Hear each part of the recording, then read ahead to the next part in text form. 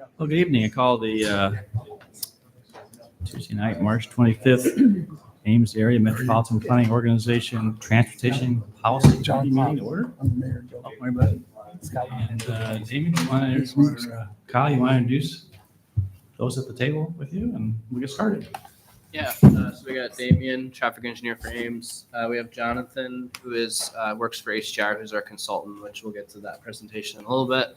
Then myself, transportation planner, and then we have Justin, who is public works director on an interim basis, as well as we'll see if the consent. Let me just say this.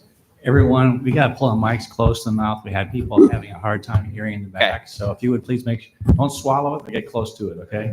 It's a magical distance I got to get. That's better. All right. Okay. You want me to reintroduce? No, that's okay. Okay. All right. We have items 1 through 7 on consent agenda. Does anybody wish to pull any of the items on consent and ask staff questions on them? Hearing none, entertain a motion approving consent. So moved. Second. Moved and seconded. Those in favor of the motion, please say aye. Aye. Any opposed? Motion carried. Move on to item number 8. Number 8, resolution setting 2050 as a target year for achieving zero fatal and serious injury crashes in the AAMPO's current planning area. Yeah, so I'll kind of briefly introduce the topic here, and then I'll turn it over to the consultant. But just as a reminder, back in December of 2023, our MPO was awarded $100,000 in SS4A grant money from the US DOT, which SS4A stands for Safe Streets and Roads for All. And that money was awarded for the creation of a comprehensive safety action plan, which we have begun development on. Often it's abbreviated as a CSAP, so you'll see that acronym used a lot. And part of that process will be a leadership commitment to setting a target year for achieving zero fatal and serious injury crashes, which will be a focal point later. But I'll go ahead and turn it over to John with HDR to kind of kick off the presentation. Thank you, Kyle. Can you guys hear me all right through the mic? Okay. So these slides are mostly to help give you guys a briefing on what we will be looking to accomplish with the CSAP. And so, Damien, if you want to go to the next slide. Kyle's already done a little bit of the work getting you guys familiar with 2 of the acronyms that'll come up a lot. What I want you to see on this slide is that there are 8 core components to the CSAP that were part of your guys' grant agreement to get the US DOT funding. We need to make sure that at the end of this project, you are able to self-certify that you meet the core components of the grant. That will enable the Ames community and other parts or other communities within the MPO to be able to go after US DOT Safe Streets and Roads for All implementation funds, which is a new opportunity for getting safety projects built. Next slide. Again, why are we here? The main thing is that there have been 11 fatalities and 98 serious injuries within the MPO boundary area between 2017 and 2023. No life is worth losing over getting around our roads and system. And so we need to recognize that our approach needs to change to make sure that no family has to mourn a lost our loved one. Biggest thing that I want to hit with some of these other kind of infographics on here is that there are various transportation types and or activities that are highly related with these fatalities and serious injuries. You see here that we've got elevated numbers of pedestrian and cyclist crashes. Those aren't all fatalities and serious injuries, but they do overlap heavily with fatalities and serious injuries. Same with crashes that involve driver impairment. And so recognizing that there are some key things that we can focus on in order to bring. And another thing that always kind of drives my passion for this is just looking at who can be most often affected, and often it's younger drivers. Our drivers under 25 years old are often highly disproportionately involved in fatalities and serious injuries, and so that's a key focus of this study. So, before we go on, I do have a question. So certainly these are important statistics, but they're statistics without any kind of benchmarking. So as we think about these numbers, how do we fare compared to peer communities? I mean, maybe these numbers are really good. We just don't know. So can you give us some sense of context of the numbers? Yes. So again, this is a situation where We haven't drawn a specific context here. We could, but the stated goal of the program that the funding is for reaching 0 deaths and serious injuries. And so that is the context of the fatalities and serious injuries that are shown. Well, it certainly is the goal of the grant, but if we're going to think rightly about a series of numbers, there, respectfully, we need some kind of context to understand, are we doing worse than our peer communities? Are we doing better? So I don't know if that's something that can be provided later. It's not critical for our discussion tonight. But and then could you remind us again, second question, we talk about the boundaries of the AMPO. Does this include like I-35? Is it go out that far? Yes, I-35 portions of it are included in the AMPO area. Yep. Okay, great. Thank you. Yeah, and to your point, yes, after this presentation, we can look at some context numbers for you. Great, thank you. Okay, so again, the USDOT has noted that the way to get to this goal of 0 fatalities and serious injuries is to adopt a safe system approach. Safe system approach is a science-based focus on death and serious injuries rather than all crashes. In order to make this happen, we need to recognize that humans will make mistakes. We can't engineer that out, but we can build a system with layers of redundancy. That's going to require investment and focus between various different areas, including safe choices by all people using the system, safer vehicles, safer speeds, safer roadways, and working with our emergency responders for better post-crash care. It takes a lot of professionals in the safety area and the public working together in order to get to a safe system. Some of you, as our policy leadership here, may be wondering how we would get there with the levers that are available to you. There are 3 levers that are pretty important to those on the kind of infrastructure and planning side. There are major projects. Our progress right now is early enough that we're not bringing you which major projects, but that will come in the future. But these are the types of projects that have evidence of high reduction in fatalities and serious injuries, which have societal benefits. They're large enough projects that they likely need capital improvement program funding. There are also the projects that are systemic. When I think about relating systemic to people, I think about how I go to my doctor and I have him check blood pressure and cholesterol. I don't wait for a heart attack to happen and then decide to do something about it. So systemic projects are low cost, but they are towards the front end in order to see noticeable impact overall with smaller cost-effective treatments. And then the last lever that is available are policy strategies. Sometimes these are also called process strategies. These are ways that we can do our jobs as professionals and ways that we can educate and bring awareness to the public and users of the system in order to see either behavior modification or changes in the practices used to do road design and enforcement, things like that. I also wanted to make it clear that, again, we're not using novel, innovative strategies to get to 0 fatalities. Why? Because those are untested. So we're using a common toolbox. Federal Highway Administration posts this on their website. It's called Proven Safety Countermeasures. So you can look into it. These have in-depth scientific study that show that they bring substantial benefit costs. We're just looking at where they fit in the Ames context and are most needed based on the crash data. So I won't talk through each of these, but they do fall in 5 categories. So one of the first categories is treatments that affect speed.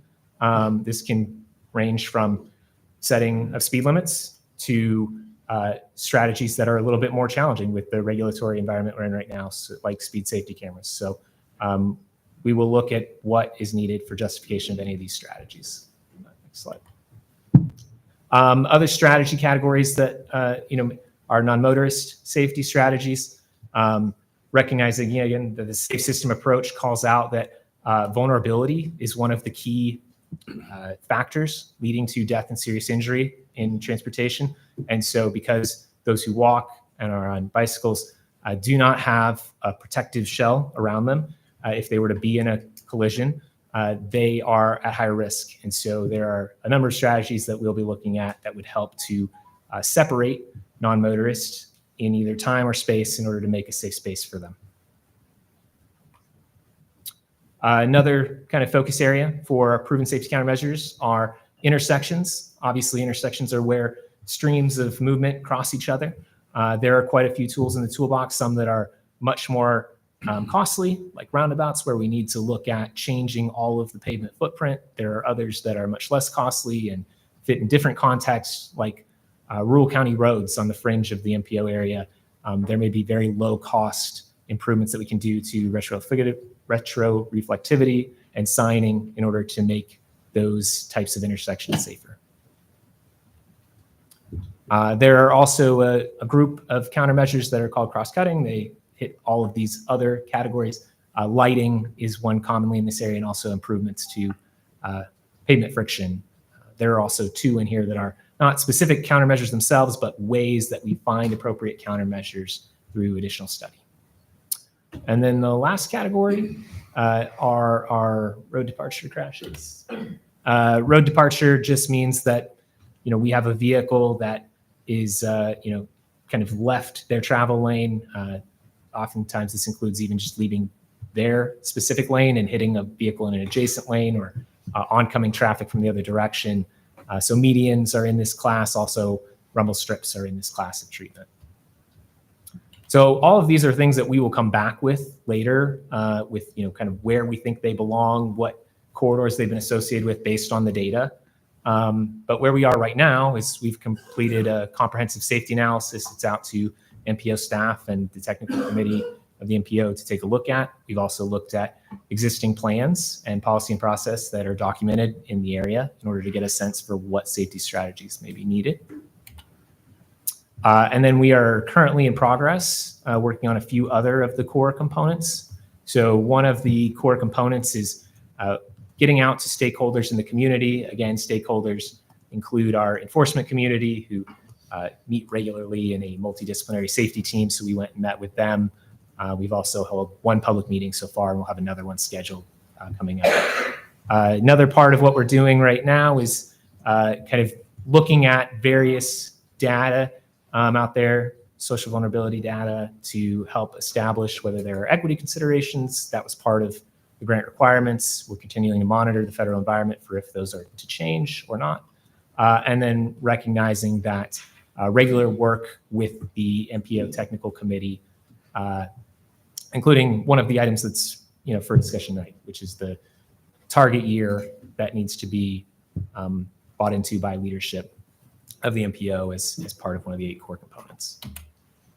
And then you'll see that there are still substantial elements of those kind of 8 core components to come. Our next step is to get to some of those recommendations, both the ones that are on the street system as projects and the recommendations that are more policy-based. We will then have opportunities for input from public and stakeholders and from this leadership at the point of which you would get to an adoption of the plan. The other thing that's really, I think, critical with the safety action plan is that it's a process that helps to build community leaders to continue the plan after its conclusion.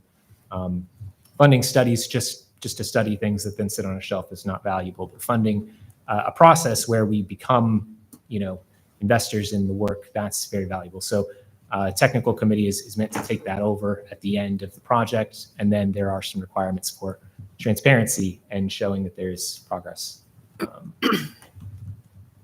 Those are key to where we're at. I'd like to maybe go to the next slide. Kyle, maybe this is a good place. Yeah. So I would like to think that good leadership is humble and is always trying to figure out, are there things that we can learn? Are there best practices that are developing that we need to employ? I think when we stop asking those questions, we should be done. But respectfully, we've been working really hard on our safety. And I would put some pretty good money that you couldn't find a road in this city that does not meet Damien's expectations in terms of meeting the standards for that particular road. But we're always revisiting this. We're always doing traffic studies. We're always trying to work on things. So this sounds as if, I mean, it's very comprehensive, but it sounds as if we have been doing nothing for our road safety for 20 years. And as respectfully, if people are watching, that's just not true. And I have the highest regard for our traffic engineer. And so help me understand why we should feel like there's a great deficiency in what we're doing now. Can you help me with that? Well, the way I would answer it is, it's just like any discipline out there, is that you start with techniques and tools and you look at how effective those are. So I think transportation planners, engineers, since the beginning of that discipline, have been trying to evolve their methods. And the way I look at this plan and the way we look at and kind of categorize all these crash, the reasons and the major cause for these crashes and these focus areas that we're looking in the plan, is just another evolutionary step. And it does, it gets harder every time a process improves and evolves. You're squeezing essentially less and less out of the system. You're trying to get more blood from a stone. But to Jonathan's point that he started off with, is that the fatals and the major injuries are really are an unacceptable outcome of a transportation system. So this effort is just trying to take our analysis, our techniques, and our tools to another level so that there aren't any stones left unturned. So you're right. It's not that we haven't been doing everything that was available to us. This is just a new technique that has come up. It comes from a lot of the national transportation colleges, the research centers. They come up with these techniques. They go to the Federal Highway and the US DOT, and they evolve these strategies and put them into practice. And that's where you see these programs come out. So it's not that traffic safety hasn't been done or that it isn't a continual focus. It's just the next evolutionary step. And that's the way I would look at this. And so your embracing of this process, for me, is determinative. So that means a lot to me. I have one final question. So this is about, I apologize, I didn't write this on my notes. Is it $100,000 of DOT grant money? Yep. So that'll buy us maybe a block of street, right? It's just not that much money. Cards on the table. So part of what I'm going to be looking for is a cost benefit analysis. And I am really sorry, but we are never going to get to zero fatalities because people make human error. And we have thousands and thousands of people drive on I-35 in crazy Iowa winters and so on. And frankly, a lot of our crashes are due to weather related, and we can't solve that.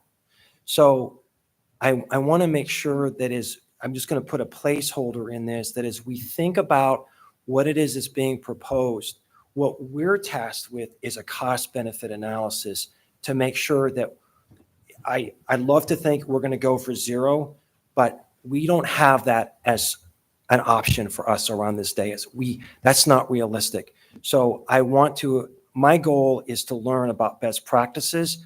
What can we do? But we have to sort of be realistic on that. Thanks. Maybe as a follow-up, if you look at the fatalities and serious injuries, it's over 100, and serious injuries could have been fatalities. Does your study hone in on any particular areas where those fatalities or serious injuries are happening? And that gets to, I think, cost-benefit analysis. We have two or three particularly risky intersections or streets or something like that. Are you going to be, is that going to be in your study? Yes. Appreciate that question. And, I think we will be using a method of kind of focusing on those fatalities and serious injuries, both in, like I said, some of the risk factors, so that we can recognize things that we can do that maybe aren't locational. And then also we'll be looking at ways to take the worst performing locations, highest level of fatality, serious injury, to the length of road, and really focus that on the projects. And so I would say right now those items are still out to the technical committee to review, but there is a short list of number of corridors that would be, named in this study. So. Okay, thank you. Other questions? I have a question, but I'm not sure whether it may be something that fits better with this slide. Jonathan, you mentioned the federal environment right now. And as a city, we've already lost some grant funding. And I'm just wondering how much surety we have that we will be getting the SS4A funds. And if we don't get them, do we continue with this effort? Because for me, Tim, respectfully, it's not about getting to zero, it's improving. And if we get to zero, that's excellent. But making progress, I think, is important. Do we continue doing this in the absence of federal funding if it gets pulled? Well, I would say that from what I see in the language of this grant, I don't have any concerns about us being asked to do something that we can't do and lose the grant funds. I have no concerns under this program doing that. And then what I would say is that the point of this program in the focus in the target areas, like what Jonathan was talking about, whether it's bikes and peds, whether it's younger or older drivers, just those people that are in the community that when they have an accident, they tend to have more injuries or a fatality, a higher risk of fatalities or injuries. I think that effort and the analysis tools that we apply to our system, we can use irrespective of the grant. I think those techniques are always good. And perhaps to Tim's point, every time we do a long-range plan update, it has a very robust safety analysis in it. And it's one of the highest, it is the highest performance measure of how we prioritize the project of the MTP. So I would say that if this grant went away or this program went away and is replaced with something or not replaced with something, the policy committee could take what you like from this process and keep it in because I don't ever see the Metropolitan Transportation Plan requirement ever going away. And it's always up to the jurisdictions that are part of an MPO to decide like how much priority do we want to put on a safety effort, how much time, analytical time, staff time, technical time to study this issue. And I think the policy committee, could do however much you want to do from this effort. So what I like about it, the program aside, is that it's the new techniques, the new analysis. Like these are the ways that you can really squeeze the extra out of your system. And I think those can be brought into our efforts moving forward, regardless of what we're doing here.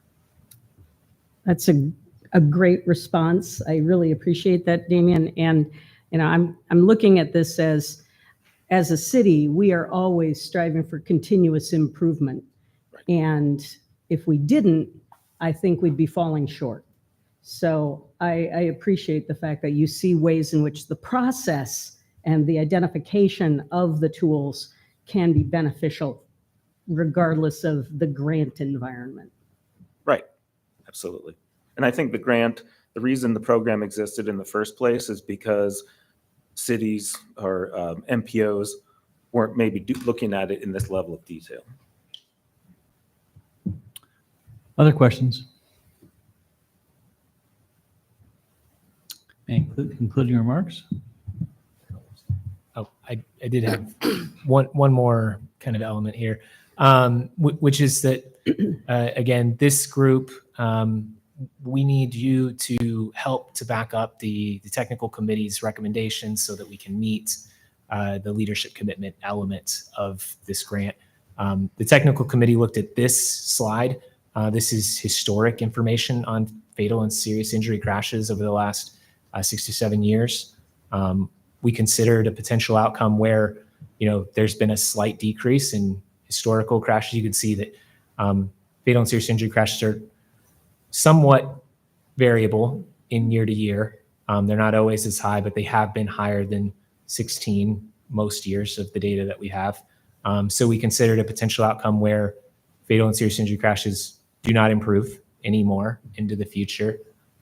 We also considered a potential outcome where continued efforts happen towards fatality and serious injury crashes, but they only decline at the rate of the last 6 or 7 years of decline. And then we would be many, many years in the future before we would get to zero.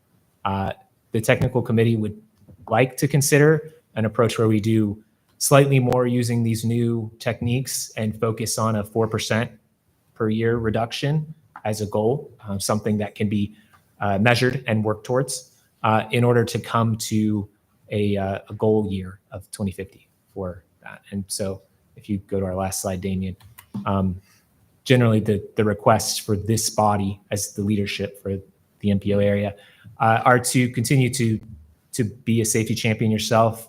You have a unique platform to help support this, but we would need your commitment as a body towards the goal for 0 deaths and serious injuries, and recommend you take the target year of 2050 from the technical committee.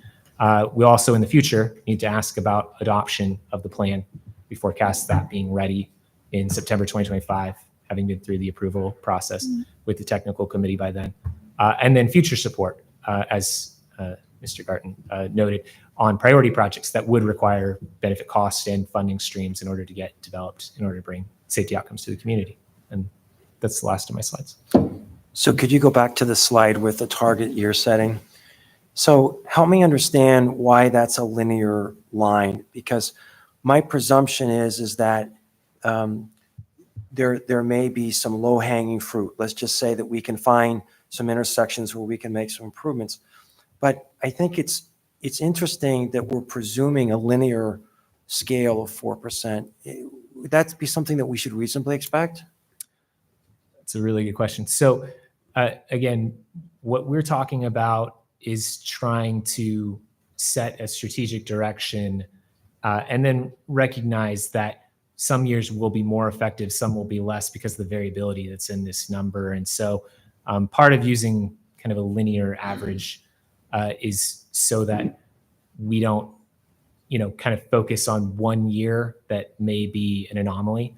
But there could be other methods for sure on what you use in order to forecast. We just felt like though simplistic, this trend line would be something that would be measurable. You could confirm whether the projects that are going into the plan are making that type of effect. It would also, again, just help us to pick a year, knowing that there are so many variables that could go into what you select. And I promise this is my last question. No, go ahead. So part of the challenges in a community like Ames is we have to take into account our demographics. So half our population is 18 to 22. Mm-hmm. May not have the highest level of maturity at that point. I certainly may not have been a mature 19-year-old. And we have a growing number of seniors that may or may not be the best of drivers. So to what degree does a city in its process in this, are we focusing primarily on infrastructure, or are we also taking into account the demographics of our community?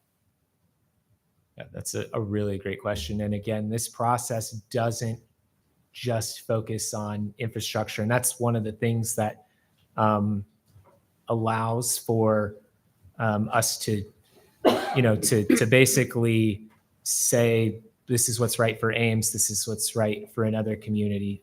Again, what is typically funded in the transportation revenues that come out of the long-range plan for the MPO are infrastructure projects. But part of this philosophy change is that there's projects and strategies, and then there are policy changes, and there are certainly elements of your guys' kind of adopted MTP and the land uses that could be a way for us to see safety in changes there. So it's not just infrastructure. There's definitely other ways that we can focus on it. It really will depend on what is the risk factor and how can we address that risk factor. When you're talking risk factors, you're often talking there are static and there are dynamic risk factors. Demographics is a static risk factor. I don't think we're going to be changing our demographics of our community. So I would assume that your study is going to look at the dynamic risk factors. Right. And again, if you're going to put interventions, you certainly can look at static risk factor locations and where they're more, and then you can place an intervention there. That's a resiliency measure. That's, maybe we'll have some crashes with, older drivers, but maybe we've changed the way that they're operating in that system, and then they're able to, have a less severe crash. Well, I appreciate your presentation, and I hope my questions weren't harsh. It was just really just to kick the tires on this. I'm looking forward to learning. If Damien's all in on this, then we're going to go along for the ride, and we're going to learn. So thanks for your presentation tonight. Thank you. Is it possible to factor in the changes to vehicles, the autonomous features at this stage? I mean, people are changing over to the more advanced vehicles, but of course, hasn't happened probably for many of us who are trying to squeeze out as many miles as possible on that old vehicle. But up to 2050, what do you have at your disposal for estimating the impact, and I would say probably positive impact, of those sorts of safety features? Yeah, that's a really good question. So again, one of the benefits of this comprehensive safety action plan and being deployed in a large program is that there are going to be many other resources generated from other communities. And so as you get into this, you have some transparency to other communities. This is a relatively direct approach at a high level for planning right now. So we won't have all of those, kind of specifics. But I think our main ideas is that vehicle change is slow. It just is. It's like you said, people will hold on to their vehicles. So we definitely think that driver assistance features moving towards autonomy can be beneficial. They have been in test settings, but we won't see them on our roads for quite some time. So we need to make other measures in the meantime. Well, I think one thing to add to that I think is nice is that as like other private sector areas like vehicles are improved and you have more automatic braking, automatic ped and bike detection. The good thing is for our goal and our effort is, even though we didn't spend $1 on that technology, we get to claim the benefit. So that's all rolled into this projection. So we try to monitor other sectors, but you're right, as far as infrastructure goes and what we have our dollars spent towards, they kind of have a synergistic, they work together to try and actually meet this goal. So even though we're not spending money buying higher end vehicles with safety features for our public, that's just something we can't do. We can claim the benefit that as that starts to work its way into the fleet mix that are out there. All right. I just had one clarification question. On this chart, it says annual fatal and serious injury crashes.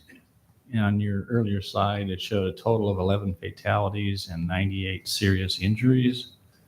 So the numbers don't seem to add up. Can you help me understand what? Yeah, they do.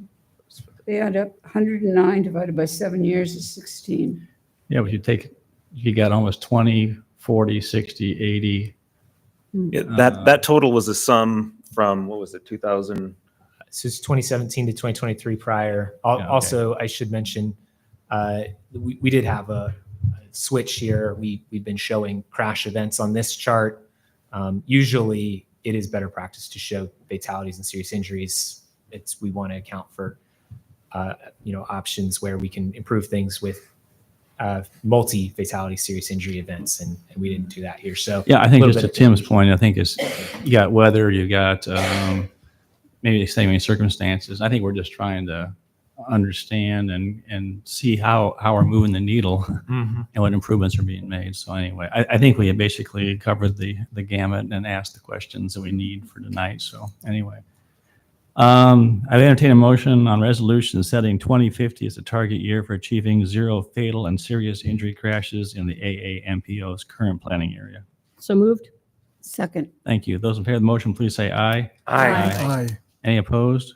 Motion carried. Thank you for the presentation. I'll move on to policy committee comments. Is there any comments from any committee members tonight? All right. With that, entertain a motion to adjourn. Move to So adjourn. moved. All right. Okay, second. All right. Those in favor say aye.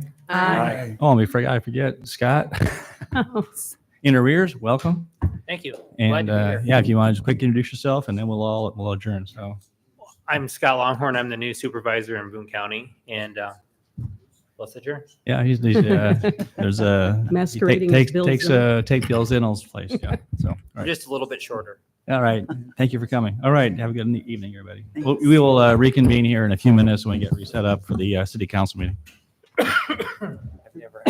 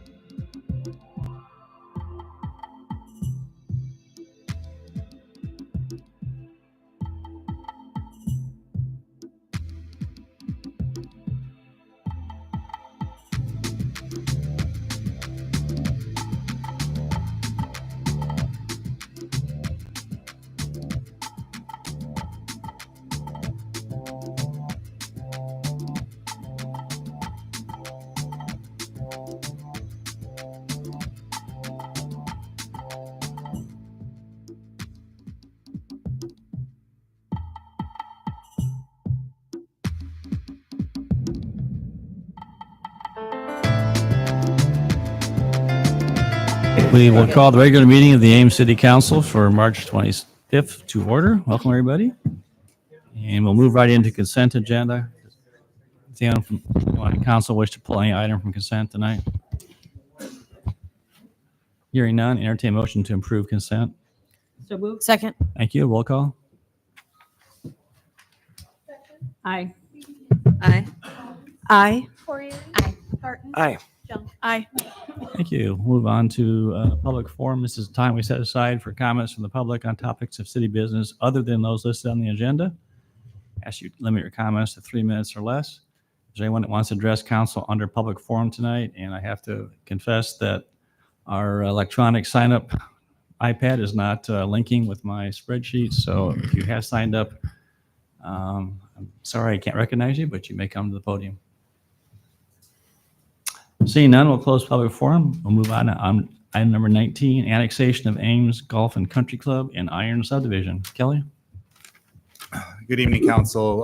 We're returning to you at your direction from the prior meeting where we had proposed, or we had provided an update to you about the North Ames annexation. At that last meeting, you bifurcated the territory and told us to pursue the Boardmeyer related development parcels, including the land that goes towards Hyde Avenue, and then to report back in relation to the Ames Golf and Country Club and the Iron Subdivision. Specifically, there's 2 items of information you wanted at the last meeting.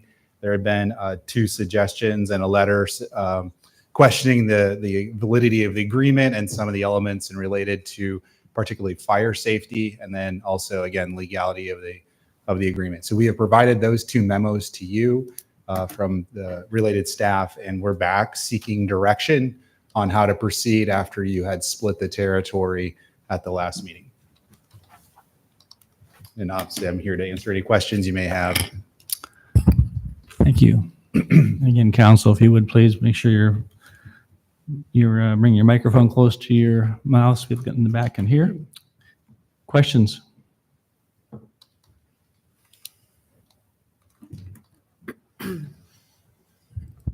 Kelly, can you sum up what the benefits of an immediate annexation might be versus a delayed annexation? Well, there's 2 parts from our prior discussions that I would probably capture. One, it's time for it could be viewed as time for the city to capture the growth that it allowed to do before annexation occurred, understanding it would come into the city as a benefit to being part of the city's tax base eventually. Secondly, this is more of a procedural benefit with the way this has been contested, even with an agreement that says they're voluntarily supposed to annex. If you never start the process, the argument of delaying never goes away. So it's not like if we wait a year, the argument of not wanting to come in or I don't want to follow an agreement, it never goes away. So procedurally, there's a benefit to keep going or to start it to finally get resolution. Ultimately, it's a benefit to us as an economic development and growth of the tax base perspective that we would have believed was the case when we had agreed to let the development happen earlier than being annexed to the city.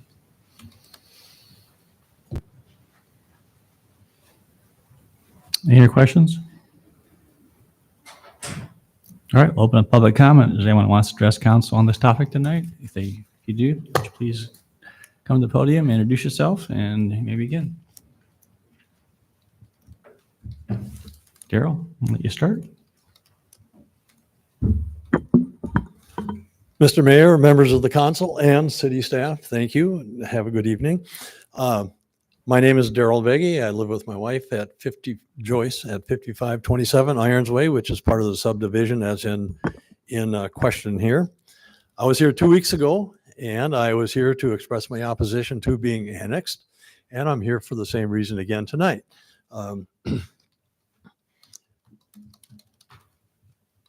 We talked about the Borgmeyer farm, and I was, that is a win-win for the developer and it's a win-win for Borgmeyer. So the city and the developers.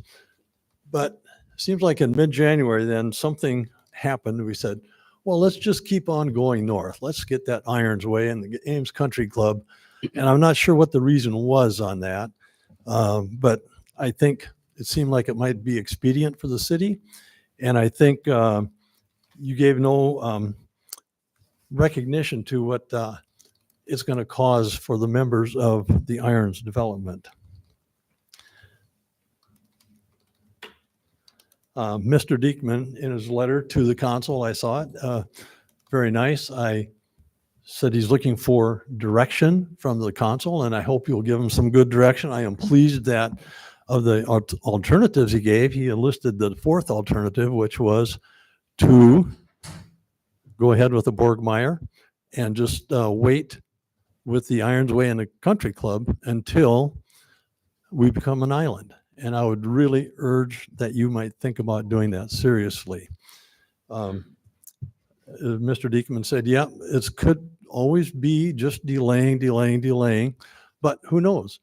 We're not an island, so maybe it never has to happen. So I gave you the reasons why I don't want to be last time.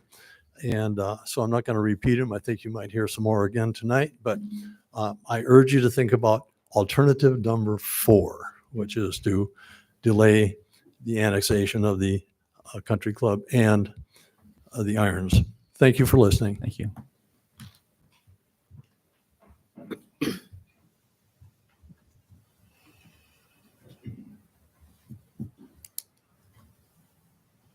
Good evening, Mr. Mayor and council members. My name's Dr. Randy Braden, and I live at 5407 Irons Way. I moved to Ames 5 years ago in this coming June. Familiar with the area, though. I got my last degree at Iowa State. My son-in-law and daughter graduated from here, and I was principal in Boone for 8 years. So I have a lot of familiar times here in Ames. And I'm speaking in opposition, and I'll be very brief because I know you got an agenda. The main opposition there is normally in these kinds of things, you can list tangible advantages and incentives for us to say, hey, yeah, we're going to be annexed, and for this reason, it'll improve our conditions out there at Irons Way and Irons Court. I can't see an advantage to it.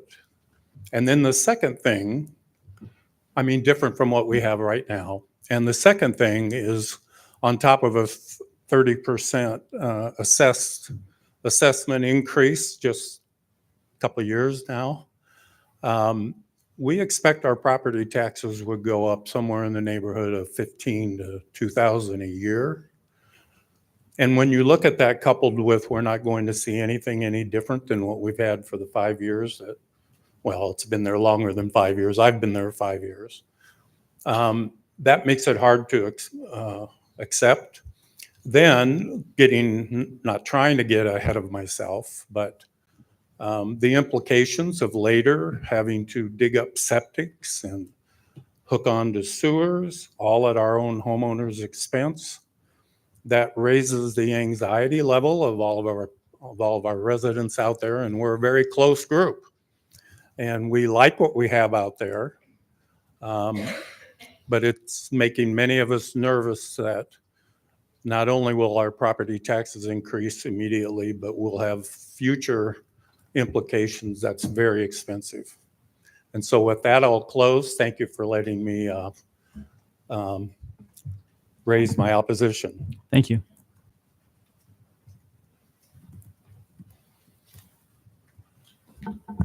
Good evening, Mr. Mayor, members of council. My name is Sam Easterling. My wife and I live at 5618 Irons Way. And like the two speakers before me, I'm speaking in opposition to the annexation at this time for the Irons Way community. Several reasons, a couple have been mentioned. I'll try not to repeat those, but this is a new development. In fact, houses are just being completed. So the septic systems are there anywhere from 0 to maybe 7 or 8 years old. In fine working condition. It seems odd to have to pay significantly to remove those. The point about being at the extreme end of the sort of city, not an island's been made. City personnel that met with the community on February the 17th indicated that and I joined remotely and audio wasn't good, so perhaps I misunderstood, but indicated that the city staff actually recommended not annexing Irons Way community at this time. I think their recommendation sound. It's the one-time cost that's the single biggest sticking item. I'm an engineer. I have some familiarity with this type of work. I'll be really amazed if the price isn't somewhere between $1 and $2 million for this project. Putting in all the new, digging up all the roads, the sidewalks, the homes, putting in all the sewer pipe, doing all the replacement of roads, streets, and sidewalks, then paying to remove the septic systems, and you're talking about 30 households. So, at a $900,000 project, which again, my belief is it'll be an experience well in excess of that.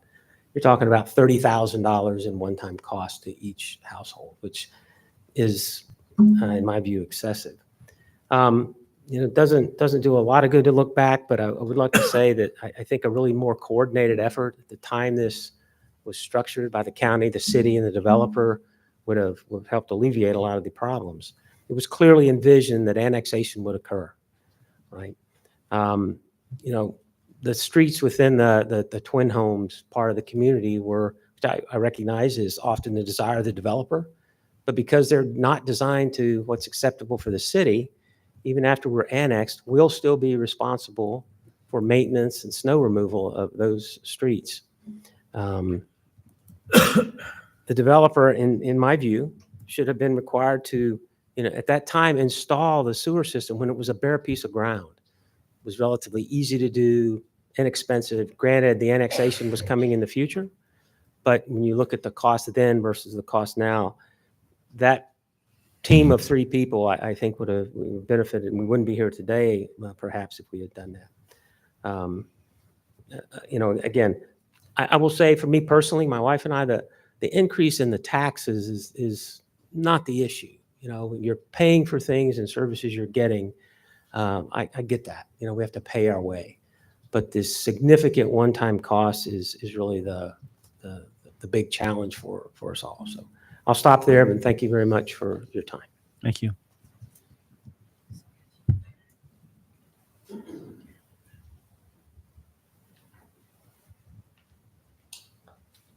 Mr. Mayor and Council, thank you for listening to all of us. I'm going to be briefer than the other 3 because they pretty much covered everything. But basically, it's the Excuse me, cost. would you just introduce yourself and you can continue? I'm sorry. Would you please introduce yourself and you may I'm continue? sorry, Dave Nix, Thank you. and Go I ahead. live at 5415 Irons Way. Thank you, in Dave. this area. Thank you for reminding me. Mainly the two cost issues are the biggest issue that I think we're dealing with, that we're not going to get any more for what we've got. And so that's the main reason. So I'm opposed to the annexation. Thank you.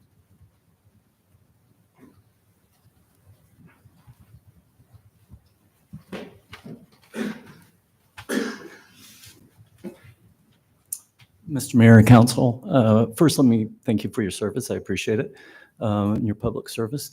My name is John Watt, and I live at 5221 Irons Court, and I am here to voice my opposition to annexation. I have communicated to the council through email, but I also wanted to physically share my concerns that I have, and I won't repeat what others have said more eloquently, but I will ask, I appreciated Tim's comment about leadership being humble. I also think that leadership should be empathetic and attentive to the constituents that you largely serve. And I would ask that you would consider what is in the best interest of everyone involved, the city and the residents that would be impacted by this decision, which I don't think has to be made now. And my own personal view is I'm certainly not opposed to annexation, but there's no benefits to justify the great cost and disruption to the residents. And so I thank you for your consideration. Thank you.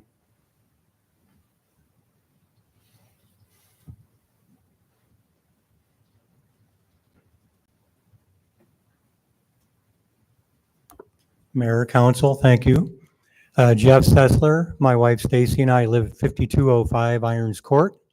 We are residents of Irons Court. We are friends of Irons Way. We are members of Ames Golf Country Club. And I will be the shortest of all, so I don't repeat everybody. But I simply hope that we can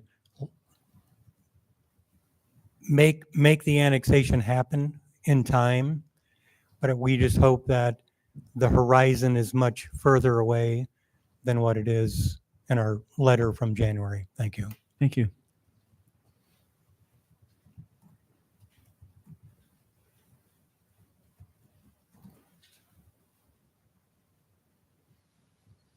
Is there anybody else? All right, we'll close public comment. Council? So Kelly, I'll lead on this. If we go back in time to when we first addressed this issue, when Larry Curtis was here, I'd like to ask the hypothetical, what if we had just said no? No, we're not going to do it. Would the irons have been built had we said no? They would have likely had to come up with what's called a package plant. You would have had to have common sewer service. We would not have approved individual septic systems. So generally developers do not want to pursue that for a project of 30 homes. So like the Squaw Valley subdivisions, they have they have a common collective sewer system.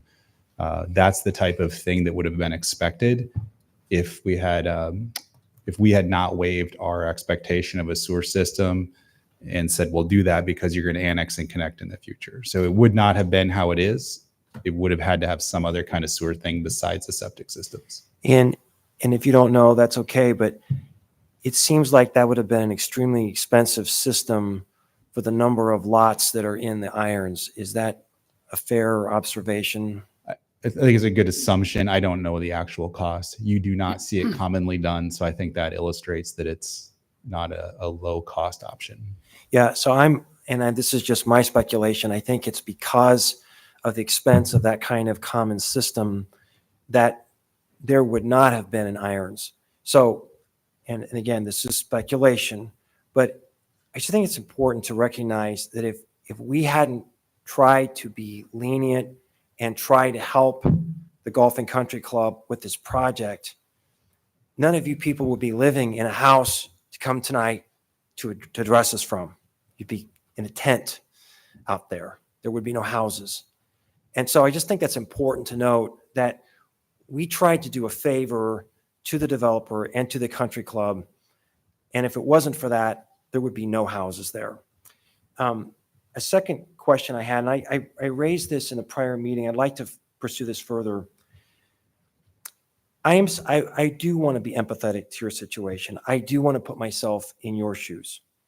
So is there a procedural mechanism that if we annex, we can hold off on the requirement of tying into the city sewer? What I don't know is how to trigger that. Is that a date? Is it an event? But is there some kind of hook you can give us that would allow us to go forward and say, you don't have to dig up the septic. Let's leave what's working in place, but then eventually you have to tie in. Can you give us any mechanisms for that? If you do nothing, so I think it's important to think there's two completely unrelated things. The annexation does not trigger sanitary sewer improvements. It's the extension of the sanitary sewer through the Borgmeyer property as it gets to the southern border of the country club / the Irons, which at that point, the current agreement says council can direct the Iron subdivision to then extend the sewer and make those connections. So if you do nothing, it's the next city council's decision on that timing. If you were to try to create a revised agreement, you could do that. You would need all of the agreement would need to have people agree to it for it to have any standing. Otherwise, we're always going to default back to the current one, which is it's at council's direction of when that schedule will occur. So council can change. They could say, yeah, give you a 5-year window to hook up to the sewer. They could say, build the sewer in whatever year. That's available to you if you wanted to do that. And then option 2 is something we didn't have 2 weeks ago, and that is to request annexation applications from the Irons and Golf and Country Club by April 30th with an offer to transition city imposition of taxes over 3 years on a 75%, 50%, 25% abatement schedule. These abatements are sometimes a little tricky to explain. Could you walk us through like the timing of how the abatement would work, and both in terms of existing construction, but also new construction? Right. So we did offer this as one of the alternatives last time. That's why it was brought forward to tonight. I don't think we spent much time talking about it though. This is different than what you normally think of for tax abatement. It is not an abatement of value. It is abatement of the city's tax rate. So it's called the imposition of the transition of taxes. So what you're thinking is normally I build a new building. In Ames, if you do new construction, up to $500,000 could be abated, meaning you don't pay taxes on that first increment of $500,000. This is different. This would apply to all properties that are part of the annexation that exist at the time of annexation. And so in the first year that you pay taxes, and under this schedule, 75% of the city's tax rate would not get applied to the property. The next year, 50% of the tax rate of the city would not be applied, and then 25, and then full rate after 3 years. Now, the school districts, the counties, everybody else's taxes are unaffected by this. It's just the city's tax rate. And we have not offered this. Some cities do at times. We just have no experience with doing this. And why are we doing it here? It's an option that exists. If it was to alleviate some of the timing concerns, if it actually facilitated the process being done faster, maybe that's a benefit to the city council. Typically, it's not offered because someone's approaching us to try and annex, and then there's not really a reason to do that. So it's really an accommodation. It's an accommodation, yes. All right, thanks. I'm a bit concerned about setting a precedent with using that tax abatement schedule, but I am definitely interested in setting a delayed timeline for connection to the sewer. I think that is the better accommodation to give. I have a similar concern about the precedent. What I'm wondering about, I recall staff making the recommendation that we don't have to go forward with this part of the annexation when we first discussed this. And as I recall, there was some discussion about the 80-20 situation. And what happens if we don't choose to pursue the annexation at this point, but we lay the sewer and Borgmeyer develops? Can we be confident that we can then request the annexation of the Ames Golf and Country Club and the Irons, and that they will agree, given our covenant? It's a covenant, right, that we have? The agreement. We have an agreement, yeah. Unfortunately, I'm not certain how you can ever get out of the position we're in. If people sign an agreement and say that they're not going to follow through, it always puts you into the same position of trying to compel conformance to your agreement. So there's not I don't think that we have a great idea of how to ensure annexation immediately upon our request in the future if you just don't continue with the process as is. There might be a slight timing ability of accepting it and choosing not to file it, which might delay it by maybe a year. But we don't really have a tool that we know of to say it'll immediately happen in 4 years or immediately happen in 6. I feel like we're going to be doing this again. And if we were to do it now, we are using the 80-20 rule to do this or not? It probably depends on what we do. So when we split Borgmeyer off, it's going to be processed as its own project. It's going through its own 80-20 analysis through with the state. So that leaves the AGCC and the Irons together. So mathematically, if the country club voluntarily annexes, you have enough territory to 80-20 all the rest of the territory.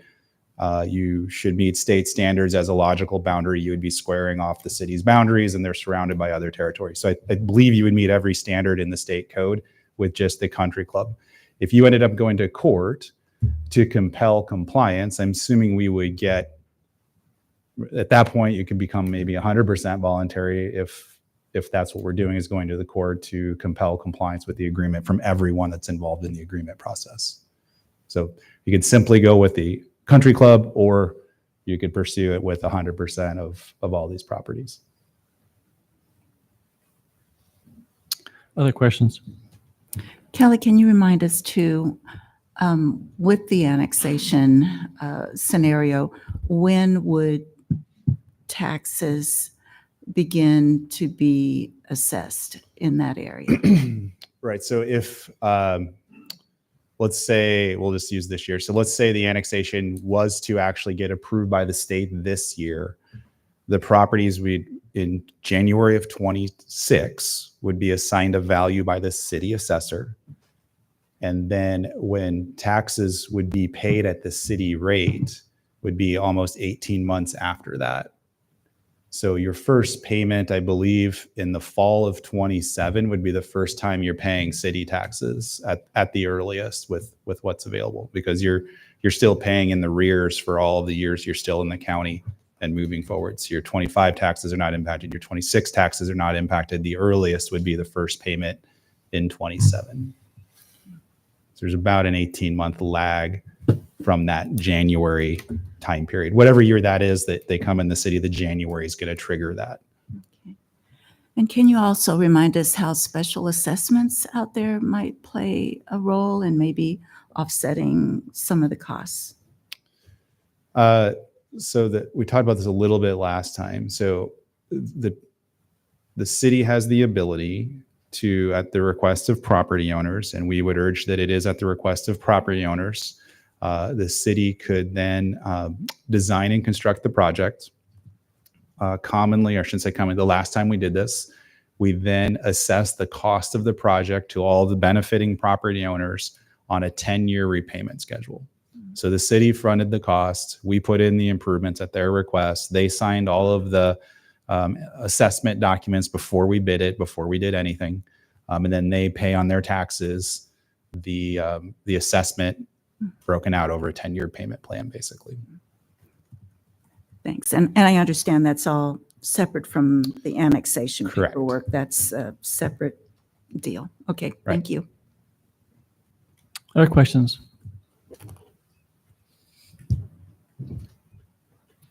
You might have mentioned this 2 weeks ago, but since Borgmeyer is now proceeding with being annexed, is the Irons and Country Club now considered property that is considered uniquely, independently? It doesn't, the Borgmeyer property doesn't wrap into the 80-20 rule. Is that correct? Because it's been bifurcated? Correct. We'll have to evaluate both proposals independently because they're not at the same time any longer. So the Golf and Country Club has to come in or agree to come in order to get the 80-20 because there's not enough land there for the Irons to hit the 80%. So- if the Golf and Country Club didn't want to come in, is that correct? Correct. And then also this, can you refresh our memory on the 200-foot rule? When there's a state law, right, that if there's municipal sewer within 200 foot of a house, is that only if it's in city property? Or if it was run up to the north edge and within 200 feet of houses that were in the county, would they be required to go ahead and connect the sewer, whether or not they're annexed? My understanding is the state law requires the connection regardless of jurisdictional boundaries. So that could mean, I'm not just trying to understand what the law states. Incrementally, that could potentially start creeping up if that happens. Then if you're starting to, or you could have the two southernmost pieces of property might have to connect if they're within 200 feet, but not the next ones. Yeah, theoretically that could happen. Okay. All right. Other questions? Brown, what are you thinking? Questions? Anything? I don't know that I have any questions. Thanks to the folks who came and gave their input. It is a tough topic. It's definitely, anytime we have to annex, people don't love it all the time. But I do think Tim's point is valid too. I keep hearing the same refrain about there being no benefit right now to the folks who are living out there to annexation. And I would point out too, the benefit already came in the past, and that was the Irons being developed as it was. So in a sense, we're calling now for the payment of that benefit that was in the past. Anyway, but again, I'm, as Tim said, too empathetic to try to, see how we can soften it a little there. So, Amber, what thoughts do you have? No, I mean, I agree with much of what Bronwyn says, so I don't Okay. know that I have much more to add.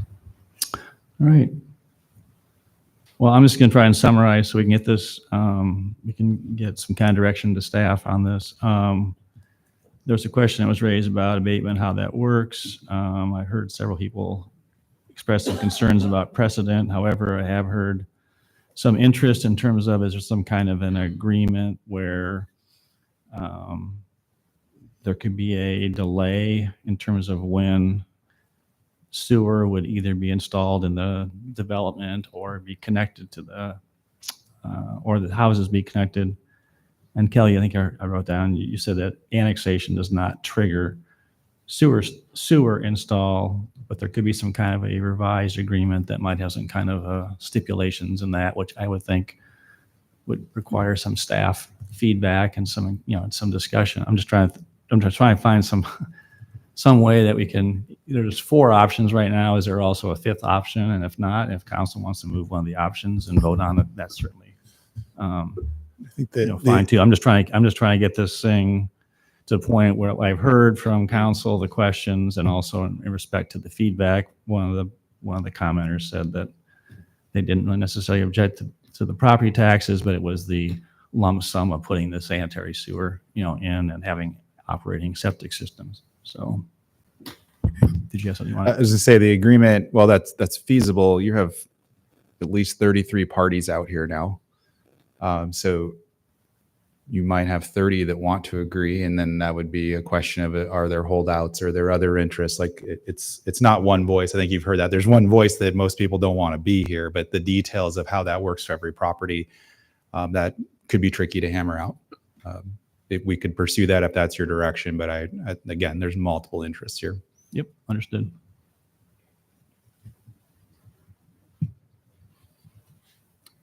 Well, if there's no further questions or discussion, I'm interested in a motion being tendered, whether one of the four options or a fifth option, so we can get some staff some direction and proceed on with the business tonight of other items on the agenda. I would take a stab at, I would move alternative 2. Second. I am okay trying that. I mean, we've heard this is something that happens in other communities, this abatement concept. So I'm all right trying this as a compromise. And the funding impact, and I get it about the sewer might be the concern too, but maybe people can use this graduated tax schedule to start to plan for that. So then my question would be, Kelly, what might be the implications? We always want to think about also what are the unintended consequences, perhaps in other annexations, other neighborhoods, if we go with something like that? The only thing, it's not precedent for any future decision. Every offer of any incentive is a choice based on the circumstances. I do have some reservation that if this annexation had this benefit, and at the same time we're doing the Borgmeyer annexation, and I'm going to the state with 2 applications, and one is benefiting and one is not, it does make those people on the Hyde Avenue side and a couple on GW Carver that are non-consenting really question what the thought process is. And I'm not saying it's not legal or possible. I'm just saying it makes me wonder what the city development board would think of that option. So it's possible you may need to or want to add it to the Borgmeyer. It's a decision that doesn't need to happen when you initiate. It'd be more about when you actually approve it at the public hearing at the later steps in the process. So even though you initiated Borgmeyer, you're not having a public hearing to actually approve that for a few more months. That would be a time that you'd make a choice of whether you offered the transition of taxes or not. So in this option 2, you're affirmatively making an offer that if you do this, we will proceed with this at the hearing to do that. Obviously, Borgmeyer, you would have to decide at a later date. I have no other concerns other than the timing related to the Borgmeyer piece. So this action doesn't accomplish it itself. It's an incentive to try to entice people to sign the annexation, right? So you understand it. What are the implications for the sanitary sewer? They just don't change. I think that's a choice of the council at some future date. Again, I think I said this to the last meeting. The timing and pattern of build out for Borgmeyer, we won't know a whole lot more until the end of the summer. At that point, you might have a much better idea of what's the earliest time frame that it might get to the irons. Is it in 5 years? Is it in 3? Is it something more than that? I don't know. So for me, there's not a lot to talk about for the sewer until we know more about the Borgmeyer phasing. We as the city are going to be looked at as the partner of getting the first segment from Hyde to the railroad tracks. How that's still to be negotiated, that hasn't been resolved. And then eventually it has to go by the developer through the Borgmeyer piece. So if we went with option 1, the accommodation for the sanitary sewer, that decision would have to be made later. It wouldn't be made tonight. I mean, you could pursue it. There's not going to be a lot of confidence in what you're committing to until we at least have an understanding of the phasing of the Borgmeyer development. But let's just say that hypothetically, sanitary sewer is run up to the north property line of the Borgmeyer, close to the irons, let's just say in 3 years. So then what? So if you do nothing, then would come to staff, we as staff would come again and say, hey, we've reached this milestone. Do you want to have us reach out to the Irons and say, now is the time to begin this sewer construction project and all that goes into that. If you have another agreement, then you would abide by whatever that agreement is in terms of timing. Is there anything in the existing agreement that indicates what would or would not be required, or that it's silent on this? But it just says it needs to be constructed and connected to and paid for by the Irons property owners. It's just a general statement then. I just don't have it in front of me, but there's not a lot of detail behind it other than that the council can direct it to be done. And there's some question in terms of in a 21-year period of time that would potentially sunset then. Is that Yeah, but correct? we can file a renewal to extend the covenant. It could be a one-sided filing for Yep. renewal. Anybody that has an interest can file. Got it. Thank you. Right. So Other Kelly, questions? Yeah, do you know offhand how many of these annexation agreements we currently have in place? I mean, I can think of the one down on State. Are there many more? We probably have dozens, but most of them are more remote. So in the last 20 years, the city has probably 24 of these consent to annex, water territory buyout agreements, and then no protest of special assessments. That's typically what you do for a rural subdivision waiver. So there's dozens of them out there. It's just that we've only reached the property on State and this property to bring those topics up. So I'm wondering how you don't see it as establishing a precedent. Because every decision by whichever council is sitting here gets to decide if an incentive applies to an annexation. I just am concerned about overlapping two projects in the same geography and what the rationale for one over the other is. Again, I'm not saying it's not legal. Mm-hmm. The optics do not look great. But that agreement that's in place does not change the nature of what's happening to the AGCC and Irons property versus the Borgmeyer property. We don't have an agreement like that for the Borgmeyer. We do not, no, because they're voluntarily annexing.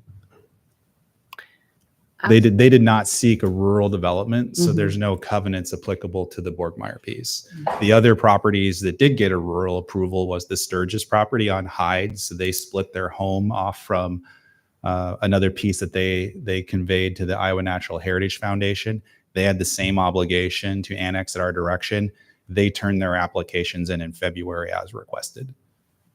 So they're the only other two in this area that had that obligation. Everyone else is essentially non-consenting, this being brought in as existing homes. Mayor, I wonder if it would be permissible for us to have Mark come up and just clarify why this motion is in the best interest of the city for us to go forward with annexation. Can I ask one last question? Oh, yeah, yeah. Let's see if I can remember what it was now. Mark. Oh, I remember. For your what's your guess of the soonest we would see housing on the Borgmeyer property on our tax rolls? I think the developer optimistically thinks that at the southwest corner of the site, they could start construction next year. And when does that start? We start collecting taxes on that then? Well, you have the 5-year tax abatement program. So year one is 100% abated. So it wouldn't be until year 2 that you would get any taxes off of that. Yeah. So it's effectively almost 3 years from annexation before any property tax revenue would flow to the city because of the current abatement program. So if we were to do the same thing for the Borgmeyer property that we're proposing in alternative 2 for a golf and country club in the Irons, I'm just saying, are we going to lose out on much? I mean, would there be much there in that first, because it's So- a 3-year thing? Yeah, so my understanding is the way that it works, again, we have not done it, is it only applies to properties that exist at the time of the annexation. So if you subdivide, those properties don't exist and they would not be eligible for the transition of the imposition of taxes. So if we did go ahead and just offer that to the whole geographic area, we wouldn't be out much, right? I haven't done the calculations. I think I'm just looking at the map. You have 1, 2, 3, 4. You probably have 10 other properties that are not Borgmeyer Okay. that are in the other annexation that have improvements on them. Yeah. Of varying values. I'm suggesting that maybe I would be willing to think about offering that to everyone if it makes the optics better. Yeah, and I understand the optics of making the Borgmeyer look better, but I'm also concerned that in our 24 other agreements that we have, that everyone's going to want the same thing from us moving forward, and it doesn't set a precedence that we have to give it to them, but it would be bad optics for all of those other groups when we're asking similar things of them to join our tax roll, to replace septic, to, go on to Xenia water buyouts, that sort of thing, if we're not offering this incentive to them. Yeah, I don't know. I mean, time might have gone by too, and then the negotiations will be different at that time for those properties as well. So I don't know. I don't know. I guess I don't, like Kelly said, it's not a precedent that we have to follow, but I understand your concern. Mark? So Tim asked me to address one thing that was in the letter from the attorney for the Ames Golf and Country Club. There is a section, it's paragraph 4 of that agreement that says, the city council may conclude that the annexation of said real estate to the city on the terms and conditions hereinafter set forth would serve the best interests of the city. Now, the attorney for the country club said, council's made no such determination. I think the council deciding to proceed with the annexation is making that determination in the best interest of the city. I think it would be helpful just to make sure our T's are crossed and I's are dotted, just to simply have a motion that the annexation is being done because the council has determined it would be in the best interest of the city. That could be a separate motion, though. Yes. Thank you. Yeah, and I think you've got a motion on the table right now. That's correct. I wonder if we would be willing to modify the motion to also include exploring other options such as the special assessment to, in thinking about what would help that area be ready financially. That special assessment could also provide some benefit. And so I'm asking if we would consider not only this abatement strategy, but ask that Kelly come back and let us know as well what that special assessment trigger could do for us. So just a point of clarification, you're referring to the sanitary sewer installation? Yes, So I think right now the motion on the table is strictly on the abatement. on the abatement, has nothing to do, and that's what I was asking Kelly about Okay. the sanitary sewer, that basically that is a disconnected item, and that might be appropriate motion A to make, separate, after we vote on this motion, unless Bronwyn wants to. I think it needs more clarity also. And I'm supportive of that too, Anita. I think there are some ways we can show some flexibility, so I would be interested in that. So I think what is germane to this motion, though, is that this motion is a standalone motion. This is not okay. having anything to do with the sanitary sewer installation, period. So if this motion passes, then that will be offered to the Irons and AGCC as is written and as the motions are made. Okay. Any other comments or questions? Just finally, this has been a very, very interesting conversation. And the comment about our empathy, I do believe that this council is empathetic to the situation, at least as it pertains to the owners. If you weren't informed, then, and this comes as a surprise, then that's not a fun surprise. So we appreciate that. It was supposed to have been informed so that when you made the purchase of the property, that would have been a factor that you would have taken into account in the purchase price. So that was a known expense. So we don't like the feeling that there's this, I got you. That was exactly the opposite of what was supposed to happen. But my feelings towards the Golf and Country Club is another matter, because they knew full well. And I find it, and I'm just speaking for myself, quite disingenuous to ask us to be for a favor, and then eventually when it comes time, then suddenly we have a short-term memory of this. So I have a very different posture with respect to the Country Club, which is a great organization, but I find this disingenuous to be concerned today when you were wanting that favor years ago. All right. Roll call, Carly. P.D. Hansen, Aye. Rollins, Nay. Corriere, Aye. Garten, Aye. Junk, Nay. Betcher. Aye. Motion carried. All right. Anita, do you want to go ahead and make a motion regarding the anything regarding the sanitary sewer? Sure. I would move that we ask Kelly to explore and bring back to us information about special assessment and the sanitary sewer in order to see how we can offset costs to the subdivision, to the Irons and Irons Court. And I'll second it for discussion. Okay. The other piece of this that Kelly talked about earlier that I am also interested in is the timing of this. Mhm. So Yes. I don't like the idea of waste. And so for brand new septic systems, I think this is crazy that we'd ask someone to pull that septic out. So I'm interested in your proposal on spreading that out. In essence, the city is financing this. That's a pretty good deal. But even the trigger of when this would take place. Now, obviously, the homeowners have to go along with this, and I think they'd be highly incentivized to do that.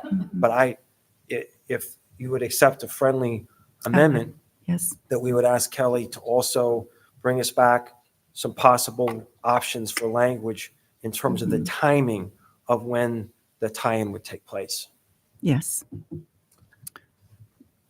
So to be fair, I think in this context, there's two elements here. I think the special assessment is really for the construction of the sewer main, is my thought.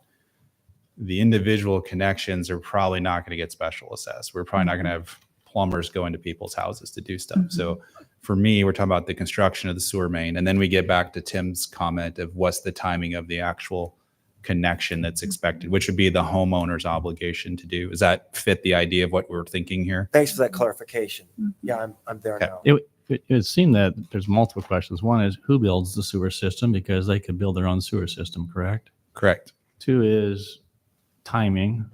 3 is how is it financed? And 4 is when would that actually have to be? So I mean, is there, I don't want to muddy the motion, but it just seems like, would it be helpful for staff to come back and give some information on all those different pieces? I mean, there's 2 Yes. options. One is this can be part and parcel of the conversation now, or it's left to a future council and they decided, because Kelly said this is basically disconnected from the annexation. the annexation. So I'm just trying to make sure we understand so that when he comes back, that there's a clarity in terms of what we're looking from staff to provide. And I would like all 4 of those addressed. Again, thinking that we do want Irons and Irons Court to know what our commitment could be like as they, and with the timing piece, thinking about that might provide them with some time to think about and plan for when the extension makes its way to them. And just to be clear, the motion that just passed offers abatement and there's nothing tied at all to sanitary sewer install. Right. So we can go through, get this information. The question becomes is it become binding at all on the residents? And my understanding is no.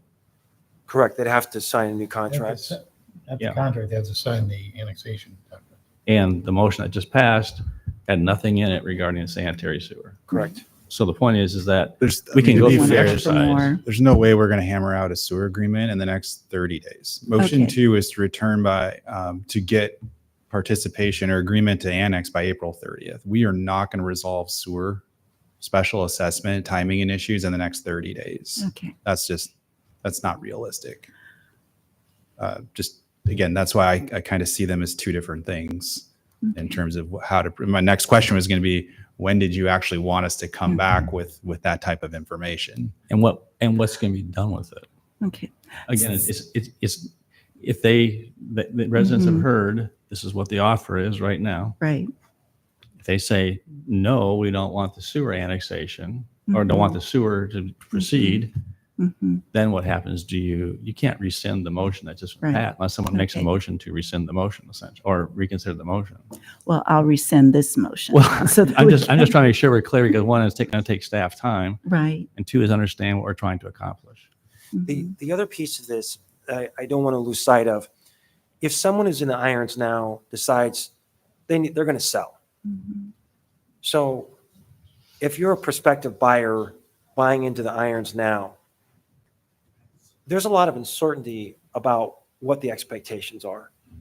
And so I actually like Anita's motion because it doesn't have to be done today, but I love the idea of giving certainty so that people can plan. I think when government creates uncertainty, that's bad for the market. I think clarity and direction is what is hallmarks of good government. Okay, so she withdrew her motion. You'll make a new motion, and then we're going to go ahead and move on. She withdrew her motion. So you Thinking want to make that a it motion? So- wasn't and- necessary at this time. Basically, just to summarize, the question is: do you want staff to come back at a point in time in future? Who builds the sanitary sewer? Does the city explore how they're going to pay for it? The installation, length of time in terms of when the properties have to connect, and any other information essentially. Is that what you're looking for in terms? Yes. Okay. Charlie's got- I mean, that's a big part of this that we're leaving unaddressed if we just leave this hanging on the table. Is that what you would want us to do, Mayor? I mean, I'm trying to understand what the point of your comments are. I would agree with your point on certainty, and the point is that I laid the question out. Either this council needs essentially, I think by the virtue of the fact that you passed that previous motion, you're arguing from a position of you have no power now because the motion passed without any connection to the sanitary sewer. Now we're basically getting information saying this is what we want to see happen in the future. Correct? Because there's no teeth in it. The current agreement still stands. So it's right. There's still council's discretion at any point that the sewer eventually reaches that site. Okay. That's helpful. you haven't lost the extension of the sewer Okay, requirement. very good. Yeah. But let's make it clear, whether you offer the special assessment or the tax abatement, we can't go forward today and annex the property unless we have those signatures, right?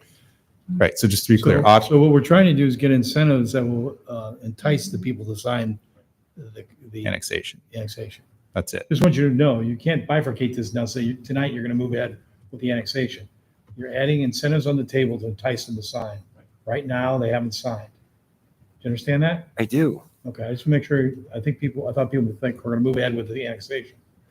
So then we'll have to come back. If people don't want to sign it, then we're back in the same position. We'll know that. Those incentives aren't enough, then we'll know. So you know, May under option 2, unless either on April 22nd or May 13th, staff would return to you and say, we have whoever has agreed to do this with this incentive. And at that point, then you still have to say, now begin the annexation. If it's 80%. If it's 80%. So Kelly, Have your attorney enforce the covenants, right? And then if no one takes advantage of the incentive or you don't have 80%, then you'll be back where you are tonight, proceed under option 1 Option or one, to drop that's it. where you'll be back to. But Everybody understand that?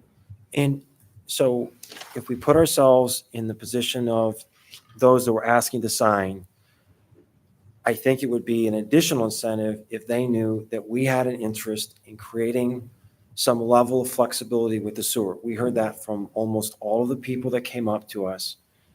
And so I'm going to take a shot at this. And the worst, if you vote it down, then we just come back and we look at this again.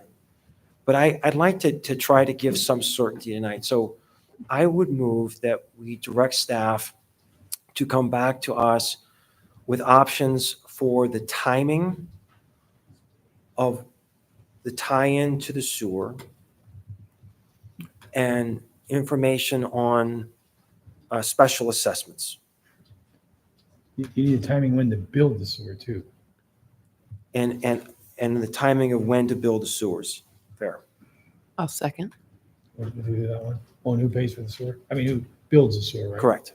Who And builds the sewer? It's the same with the does- main part. Anita's motion was very specific that it was Irons Way and Irons Court. I didn't hear mention of the Golf and Country Club.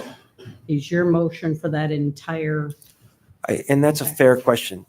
This is getting drawn out. I hope you can connect all the dots.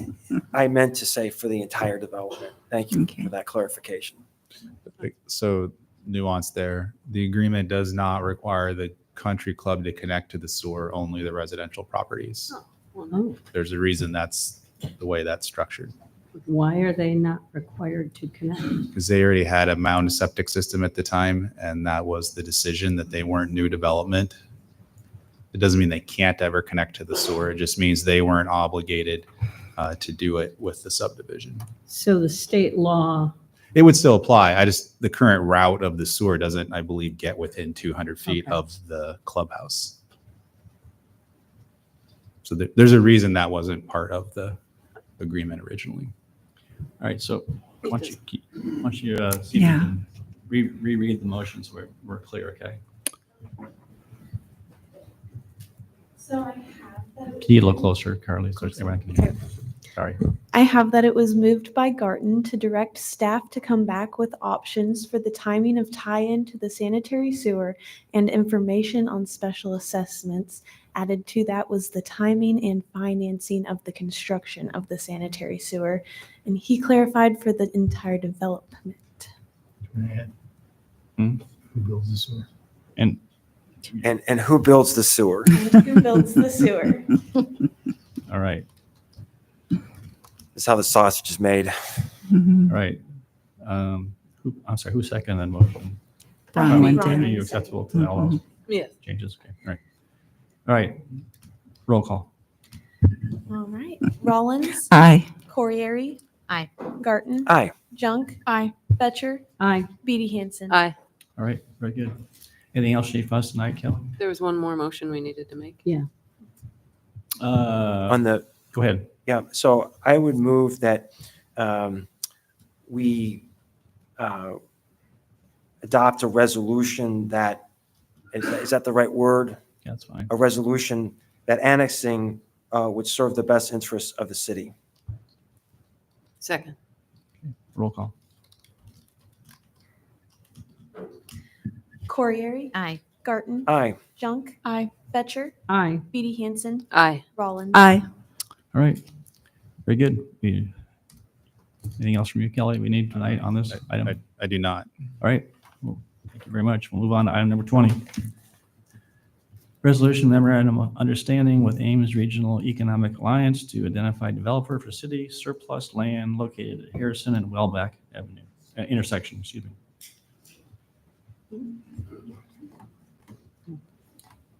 Aye. Good night. We're here. Good night. We're here tonight, kind of with a novel solution for you. Last summer, we looked at an RFP to develop the lot that we have identified up on the screen. We issued an RFP. Council had spent a lot of time discussing what they would like to have developed here. Essentially, the concept was between 5 and 12 housing units. It needed to be owner occupied. It could be attached or detached. There was an interest in high efficiency homes. There was an interest in sustainability, but we did not specify any particular standards that had to be met. We issued that RFP. We got no responses. I was able to talk to a handful of parties that we had sent that to, and for various reasons, it was a bad timing. Didn't fit the scale of project somebody wanted to do, so we got no responses, and there was no other activity on this property throughout the winter. Then recently we had been talking with the Alliance and Brenda Dreyer, and she noted that she believed that maybe she had some contacts from other projects that could be interested in this site. So that's why we're here tonight. If the council would like to proceed with the development in line with the ideas of the RFP, the MOU would basically commit to Ms. Dreyer that she is at this point in time the contact to try to find a developer to bring back to us. We're not going to go out and issue another RFP. We're not going to go try and find another builder while she's working to do this. The time frame is pretty quick. The idea is that for someone to want to do this, the option of participating in the state tax credit program for workforce housing could be a big motivator. When we issued the RFP last year, the program had already closed. So if somebody was thinking that, it wasn't an option anyways in that time period. So the MOU kind of outlines the elements of the RFP that we think are still critical, and it really ties back into the state workforce housing tax credit program. And we have not had one of these yet in the city. Luckily, with the abatement program we have, a local match is already built in. So either through the potential contribution of land to the development or through the tax abatement value to the future home buyer, that would meet state requirements for incentives. So no additional incentive needs to be derived for this to proceed under that program. So we think it's a great option. And it's a pretty short window to figure out if this is going to work. And we're pretty hopeful that it can. And so we're recommending approval. I want to call your attention, though, to the summary of the term. So it's very important. We are asking Brendan to represent the city as kind of a broker that's going to go out and identify a developer who will build these homes. And we want to make sure clearly that what she articulates to the home builder is going to be acceptable to you. We don't want to negotiate afterwards. So we've laid those out. You see those there very clearly. That's what you can say are your terms. So what's going to be important is here, once she brings it back and it's got somebody who's going to abide by those terms, we don't want you to add things at the end. So now's the time if you want to add something. So Brendan knows exactly what the position of the council is as she tries to snag a home developer. So you have any questions on those? They're kind of what you saw before. Well, other than the reference to the workforce housing credits and stuff, I think most of that you've seen before. But do you have any questions on that? Because that's what she's going to represent. That's what the home builder is going to expect when it comes back to you for approval. You will have to approve it ultimately, and there will be an agreement with the developer themselves. But this is what they'll expect to see. So we don't think we're going to enter any more negotiations with them. So is this clearly what you understand those? Do you believe in those? I think the biggest one to point out is it instead of 5 to 12, we're saying 8 to 12. I think the viability of the financing of the project, it seems to be more than 5 houses. So you're committing to looking at least 8 with this MOU. Say that again. I'm sorry. In the RFP, we said 5 to 12. You mean the previous one? Yep. Thank you. In this MOU, you're going to commit to a bottom of 8 for her to go out and find builders. So Kelly, is this an area that has any particular design features that we would typically care about, or are we okay just to? Well, so last year you went through a lot of topics, whether it was open space on the site, any particular architectural character, and the ultimate decision last summer was not to require those things. Okay. Great. So I was not expecting any additional things related to aesthetics. I mean, the developer will show you the houses they're building. It's not going to just be, trust me, I'll do it. Mm-hmm. They'll come forward. You'll see a subdivision layout. You'll see a version of the house that they intend to build. They have to show that to the state as well to get tax credits. So there is being in that program is good. It has expectations. It has some oversight in it. Okay. Thank you. I have 2 questions. And Mayor, maybe this is a place where your expertise would be helpful. As I look at the criteria, one of them is to consider the opportunity, doesn't require, but consider the opportunity to design and construct high efficiency, all electric homes. So is that language loose enough where if they can't make the numbers work to get to the 300,000, they have the flexibility not to make it all electric? And is that something that could be detrimental in our efforts to find developers? So Brenda looked at this. Brenda helped draft this. She thought that language was communicated our idea of what we would like to see. The big part there was it was subject to there being rebates for it. They just weren't going to go do extra cost. With consider being the word at the beginning, I think it's open. They considered it. It's not feasible. It costs too much. Rebates don't help. That's the rationale. It doesn't happen. Or we can do part of those things. That's what we would like to learn. And the second piece of this, I don't remember that we have worked with the Alliance on a project quite like this. And so what does the Alliance get as a result of doing this? Is this part of Yeah, their workforce contract? housing, it's one of their goals, well, your goals and theirs. We can't just create jobs. We have to have houses, affordable housing, not just for the CEOs, but the workforce. So that's what we need to expand. Oh, and I'm all in favor of this. That's what they get. So, but is this part of their existing contract? I guess that's what I'm trying to teach. I believe it is. Okay. Just like they go out and recruit industry, we have to have housing that goes along with it. So we got to recruit developers to town too that will build the workforce housing. Okay. Other questions? Not a question, but an observation.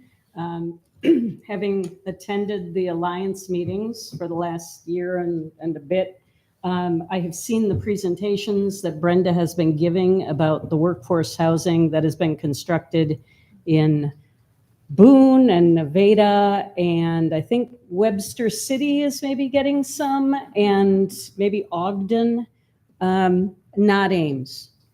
And the big question has been, why not Ames? And from what I've seen, the product looks good. It looks like something that would fit in that lot that we have available. And I'm really happy to see this come to us because we should be getting workforce housing. We need it. The day of Ames having affordable starter houses, that ship sailed a long time ago. This is a unique project. I'm fully supportive of it. I would love to see us land housing like this, but we're always going to be depending on our surrounding communities for that housing stock. We can't build that kind of housing in Ames anymore. That ship has sailed.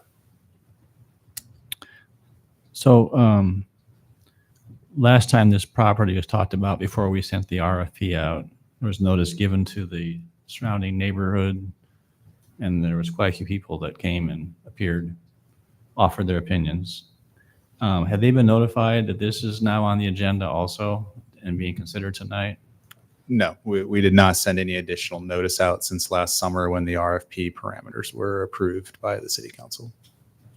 So just walk us through, Alliance comes back with a developer. They've agreed to all the terms. And then council gets feedback from residents that object to it.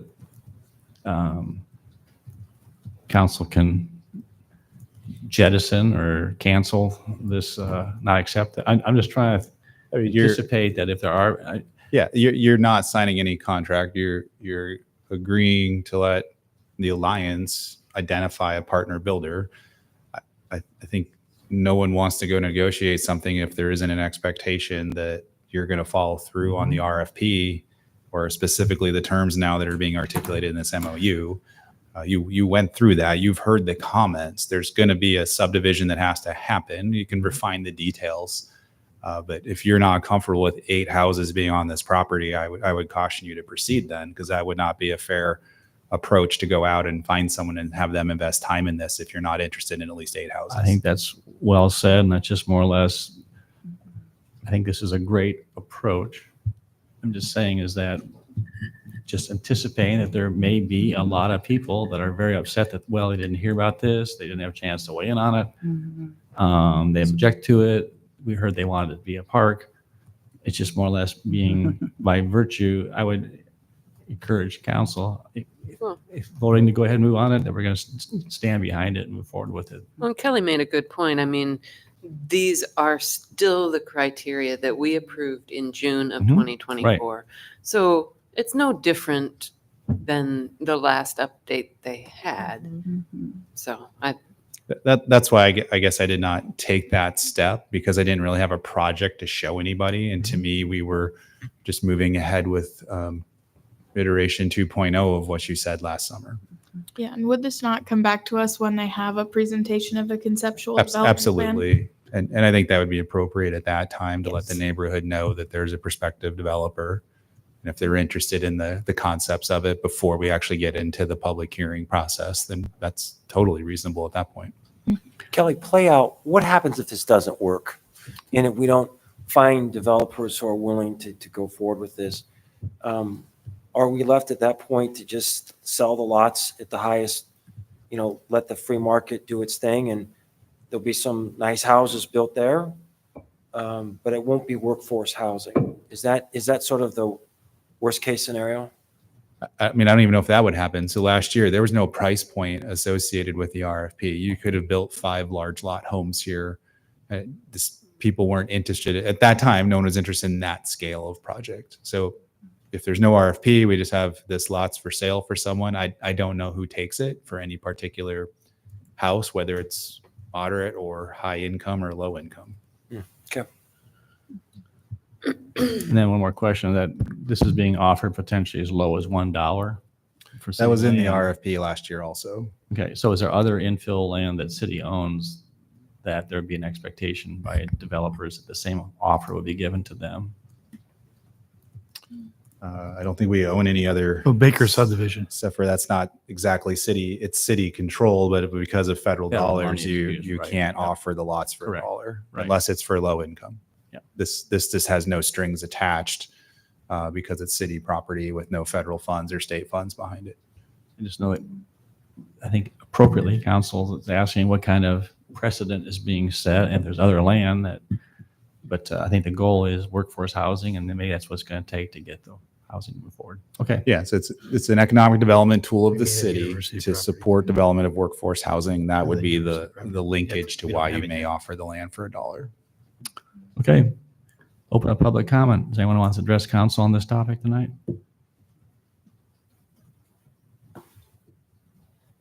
Seeing none, we'll close public input. Is there a motion on one of the alternatives? Move alternative 1. Second. Thank you. Which is approve the attached memorandum of understanding with the AREA. Roll call. Aye. Aye. Betcher. Aye. BD Hanson. Aye. Rollins. Aye. Corriere. Aye. All right, move on to under 21, review draft urban revitalization area plan for Southeast 5th Street. For this item, we're returning from a discussion you had back in November to offer an economic incentive for the development of the vacant parcel that you see here with a furniture store. So we walked through that discussion with you in November, and you gave direction to staff how to proceed. The reason that you see 2 lots, including the Target property, is not because Target would benefit from any particular economic incentive here. Their land is the driveway to the property that the Furniture Mart would be built upon. So as a connecting point there, that made sense to include them in the urban revite area, as well as meeting state specifications for having multiple properties in an area. So we're proposing a short-lived economic development opportunity here. The criteria are for the project to receive a building permit this year, and then to have completed the project by the end of 2026. That would allow for someone then to apply for abatement as qualified real estate in the January and February of 2027. The minimum criteria is to build a store of at least 90,000 square feet, and at least 81,000 square feet of that would be used for the display and sale of furniture, home furnishings, things like that. And the reason that number is 81 is there is a storage area. There's some other items that go into constructing a building. So the plan for the building that we've seen as staff is about 93,000 square feet. So the proposal that we've reviewed through staff is compliant with these criteria. So we would expect them to build it to this and be eligible for the incentive as directed by council. The abatement schedule is for a 5-year sliding scale. So year 1 is 100% abated of qualified value, and then it reduces down to 20% in year 5 is abated. Is there any questions about the proposal? The action tonight is to accept the draft plan and direct staff to notice for a public hearing on May 13th, which would then be the formal approval of this. Questions? Kelly, just clarify, let's say that, I'll look at find the exact language. Let's say that the furniture store is built and 2 years in, the owners say, this isn't working out, we're out at that point. So what, do we have any kind of are there any kind of negative consequences for walking away after 2 years? There's no clawback if you don't maintain consistency with the criteria. So let's say you don't actually sell furniture, the council could notify the assessor they're not compliant and they would not get future abatement. But there's no clawback provisions of things that have already been approved as consistent with the project. So as long as they're in compliance, then this benefit would accrue. Yep. Okay. Thanks. And who issues that finding? Would the assessor be the one that would make that determination? Or Only would the have council. to- The council will have to make direction. Right. So the council, with all tax abatements, city council certifies that it meets the criteria. The assessor puts it into the tax records and they receive that schedule unless told otherwise by the city council. The assessor does not determine any of that. Thank you. Other questions? We're going to open up public comment. I know that I believe the applicant is online. I don't know if he wants to address council on this particular item. There's another item later on in the agenda relative to this project also.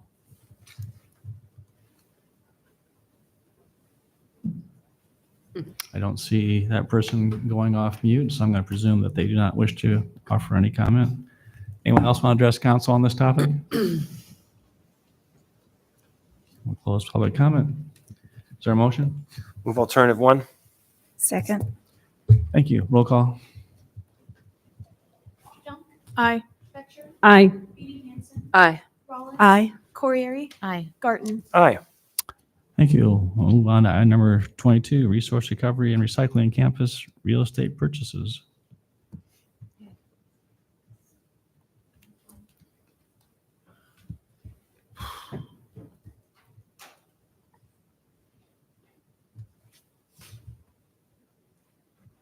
Good evening, Mayor and Council. Good evening, Justin. Tonight we have 5 properties in front of you for consideration that we are looking at for the resource recovery and recycling campus. The first properties there in red are a conventional purchase. They were marketed for sale, 3 acres, $270,000. The blue area, as you see there, was not currently marketed for sale, but we were able to negotiate with the owner and able to get an installment contract for that at a price of $650,000 for the principal. And then with the installment contract, we do not have a payment due until 2026. And there's some interest that we pay with that as well. And that was part of the negotiation in order to secure those sites. With both sites, we propose to do a phase 1 environmental assessment, as well as geotechnical borings to ensure that the sites are suitable and adequate for the R3C. And both sites have a proposed closing of July 18th, 2025. I also want to point out that we were able to negotiate a first right of refusal for 210 Friel Drive, which is just, let me get my mouse to move here, just to the north of the blue area there that's owned by the same Friel family LP. We have a 5-year agreement for that first right of refusal. Lastly, of note, also in the blue area, there are 2 leases that are currently under contract there. Both, one can expire at the end of 2025, and the other one expires within 60 days of notice. We would propose to have both of those expires December 31st of 2025. During this portion, the proceeds of the rent would still go to the property owners but we would take care of the site once it's turned over to us. So with those, we're looking for approval tonight to move forward with these purchases. Thank you. Questions? Did we look at first right of refusals on the properties to the east and south as well? We have not looked at those yet. When you say east, are we talking over here? And then the property to the south as well? So those are owned by different owners currently. So we have not negotiated with them yet, but something we can probably talk about later, looking into that. Other questions? All right, open up public comment. Does anyone else address council on this topic?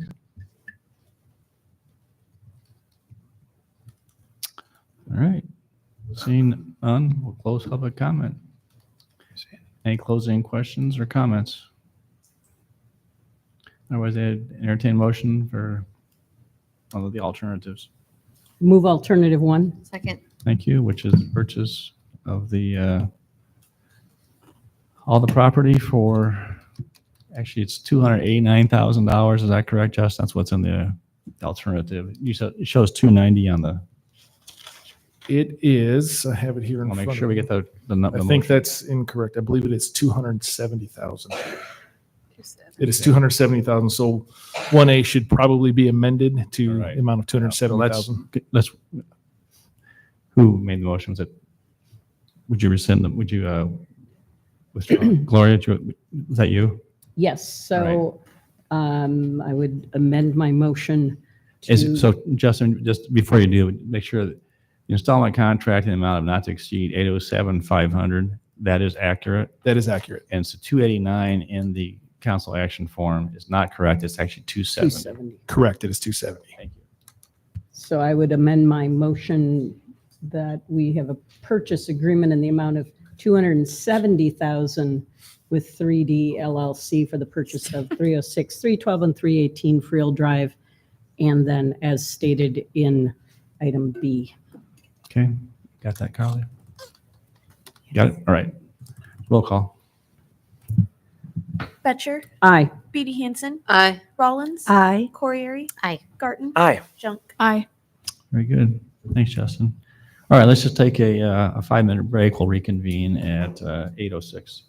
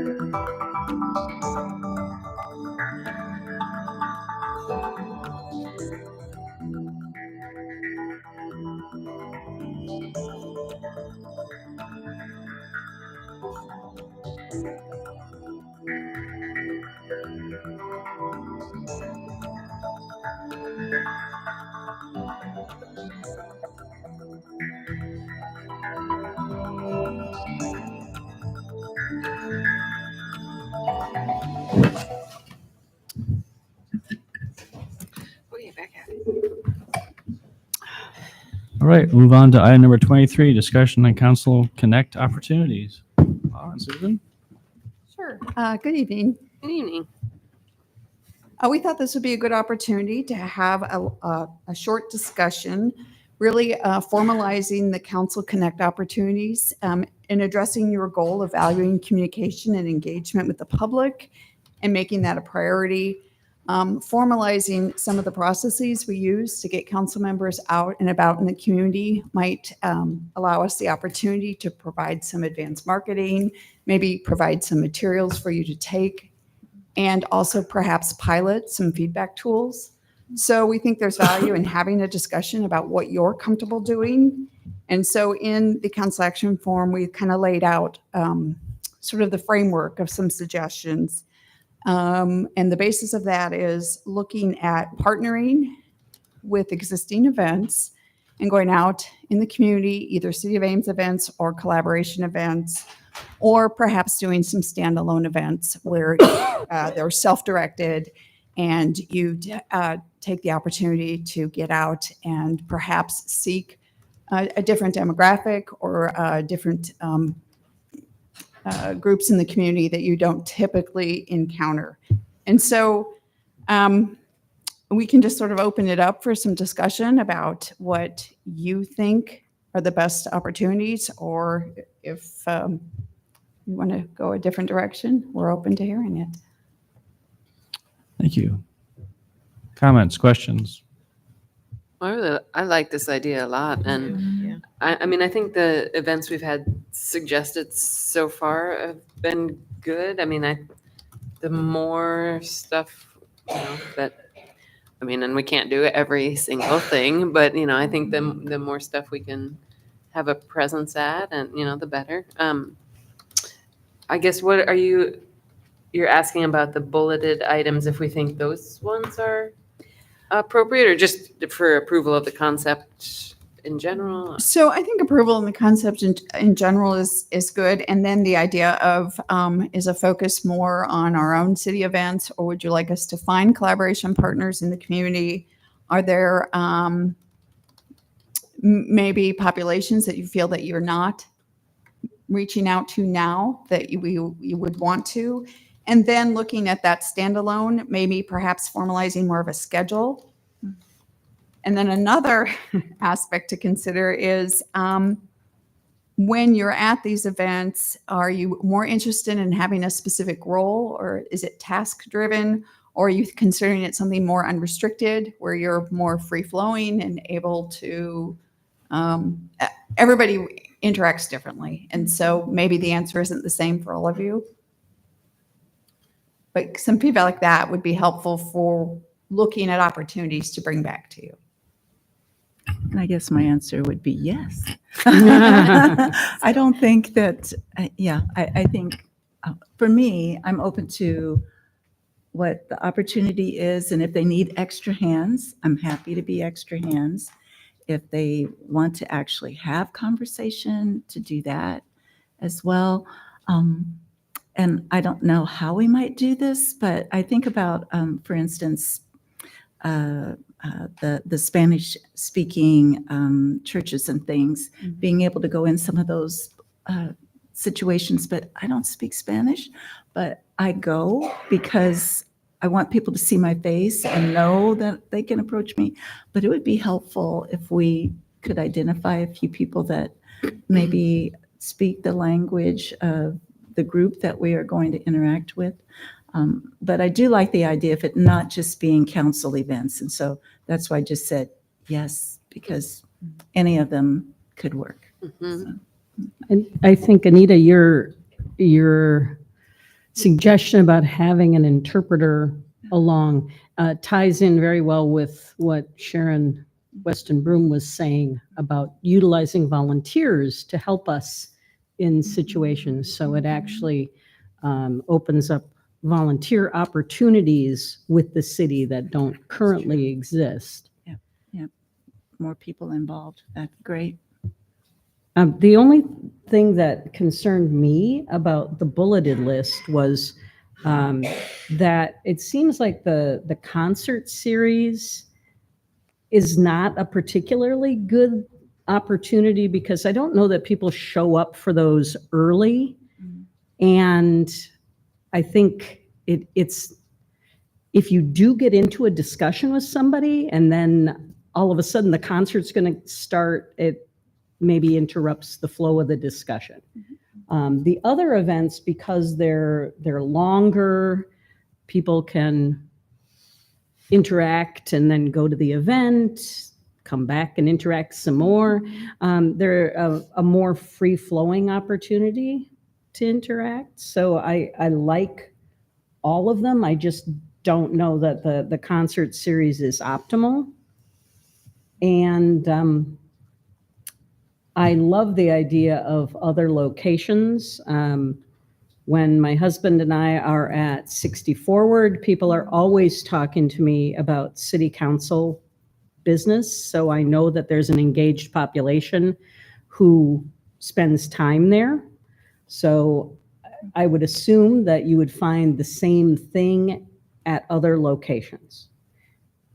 So having something perhaps more scheduled and formalized would give people the opportunity to know that you're going to be at a certain location and then perhaps, arrange to be there as well.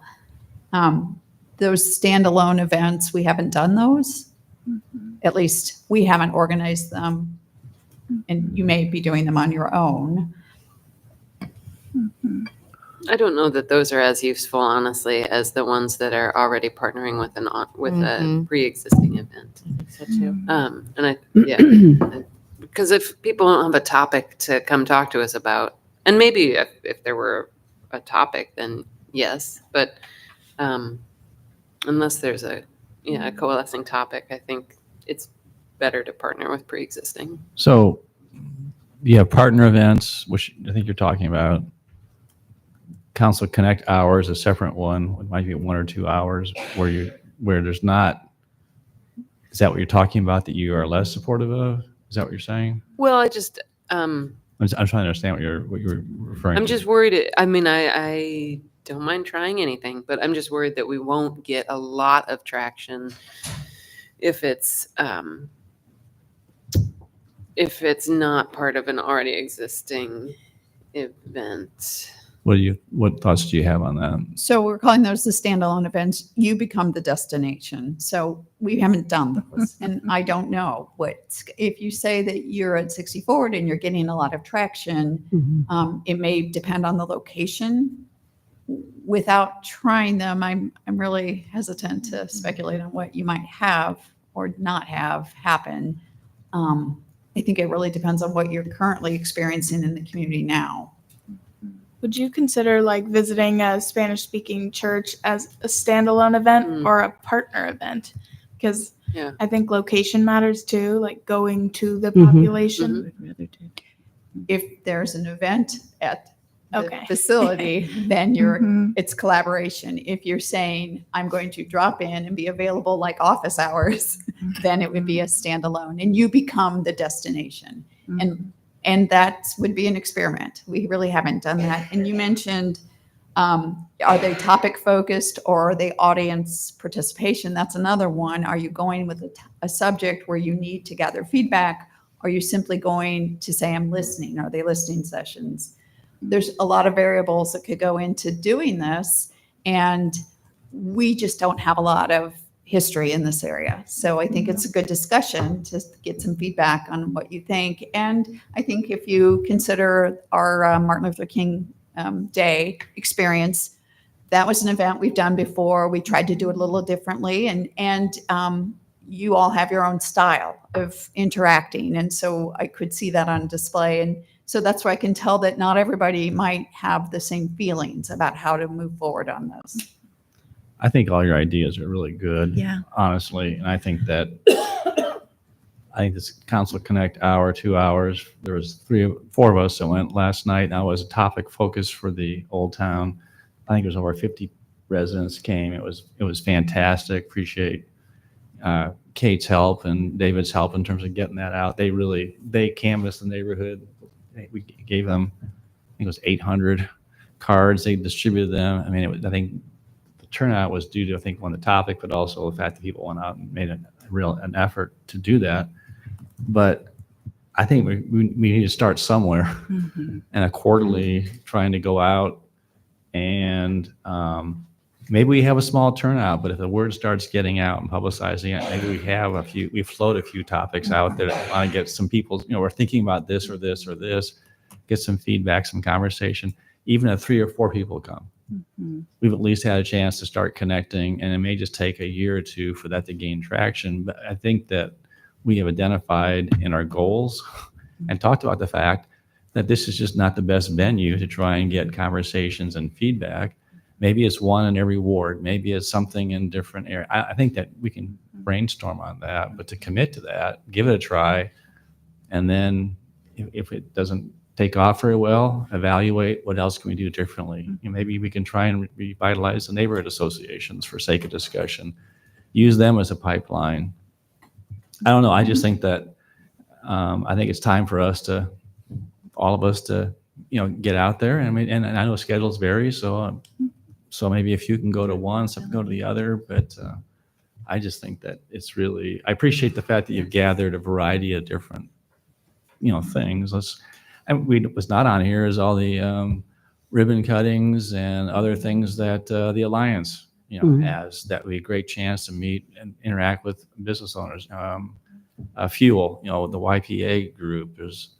I think there's so many different things that are going on. It's just, I think, and then maybe try and get a rotation where everyone tries to hit one every month or 2.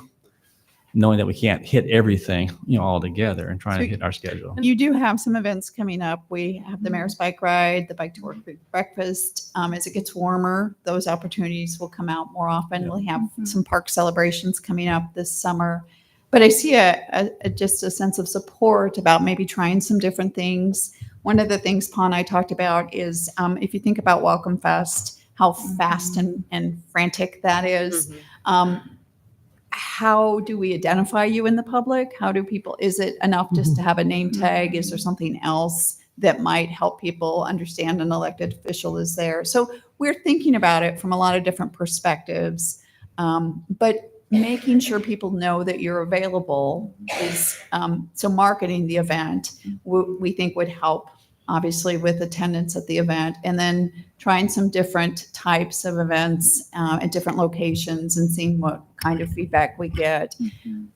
It's good. It's nice to hear that you seem very open to that kind of process. And I mean, I think it's just an extension of what we've been doing too. I mean, because, you know, we've been doing Welcome Fest, we've been doing, you know, Council Night at Bandshell, we've been doing things where we're present, but it's just sort of strategically marketing them all. I could see that where, and adding some more, you know, going out to some extra events too. No, I like it. Well, I would say that when we had the community and regional planning students working on engagement, they had such a positive response from attending the Korean church. The congregants were just amazed that anybody cared what they thought. And I suspect that if we were to go to more faith-based organizations and tie it in with a Sunday service, coffee, whatever, some churches do lunches, that it'd be possible to have that same experience in other faith communities around Ames too. All right, so let's get a motion just confirming the general direction, and you guys can, I mean, you ladies, excuse me, and go ahead and take it the next step and propose some different things and see if we can get this thing going. Is there a motion to that effect? I would move that we ask staff to pursue Council Connect and come up with some viable opportunities for us to interact with the community. Second. Thank you. Those in favor of the motion, please say aye. Aye. Any opposed? Motion carried. One other thing, just to dovetail what the mayor suggested, the after-hours programs of the Alliance are really terrific, and I don't know that the council gets notices of those, so I get notices apart from my work with the city. So if there was some way for everyone to get those same notices, those settings are very informal and an opportunity to meet both small business and large business people. I think it's really critical that we getting a cross section. All right, move on to under 24, discussion and viability of the campus and community commission. Mayor, City Council, at your last meeting, you asked for the Campus Community Commission to be put on a future agenda, so I've brought it here before you. Tonight, we're just seeking your direction on how to proceed with that commission. I had provided some background information for you in the packet, but the Campus and Community Commission was established back in 2017. They met for about 4 years, and then for the last 3.5 years have been inactive or not meeting. There was a successor to this commission, which was the Student Affairs Commission, and that was a group of 15 members. And that commission experienced a high turnover rate. There were a lot of students on there, so it was really hard to have consistent attendance at that. I think the thought process was with the Campus and Community Commission was that you would narrow down the number of participants, but also put some community members on there to allow for some consistency in who was attending that event. As I said, this commission, though, has not met for the last 3.5 years, and so I think it's just an opportunity for you all to revisit where you would like this to proceed. I think the spirit of this work has always been around making sure that we're bringing the appropriate stakeholders to the table to discuss issues that especially affect students. And I think there are different tools that are available to us now, different ways we can engage with students. And so given that this hasn't met for 3.5 years, perhaps it's not the right tool to continue. But it's totally up to you guys. We would have to, if we wanted to continue this commission, we can. We would just have to sort of reinvigorate that membership and reestablish those connections and see kind of where that is sitting. And give specific direction in terms of what their tasks are. Yes, correct. So I think that was one of the challenges about probably why they haven't met for the last 3.5 years. It was always a little bit of a struggle to figure out what topics to give them to look at, or if they came up with some suggestions, sometimes they weren't within the city's purview. So that was a challenge as well. And so our recommendation is that maybe we consider dissolving this commission, but establishing task forces as issues arise, and we need to bring people around to resolve and address the issue, whatever that might be. I want to make a note on this, that this was actually fantastic leadership on Gloria's part. This was her, she was a driver on this, and I think it showed excellent leadership on her part to want to make a difference and try to, the goals on this were very noble, and I just want to appreciate Gloria's effort to try to make the world a better place with this commission. Thank you. I actually had a very brief discussion with Cassandra about the commission and the way in which it could function as part of our engagement, but it doesn't necessarily work the way we need it to, given, as you say, Pa, the new means of connecting with people. And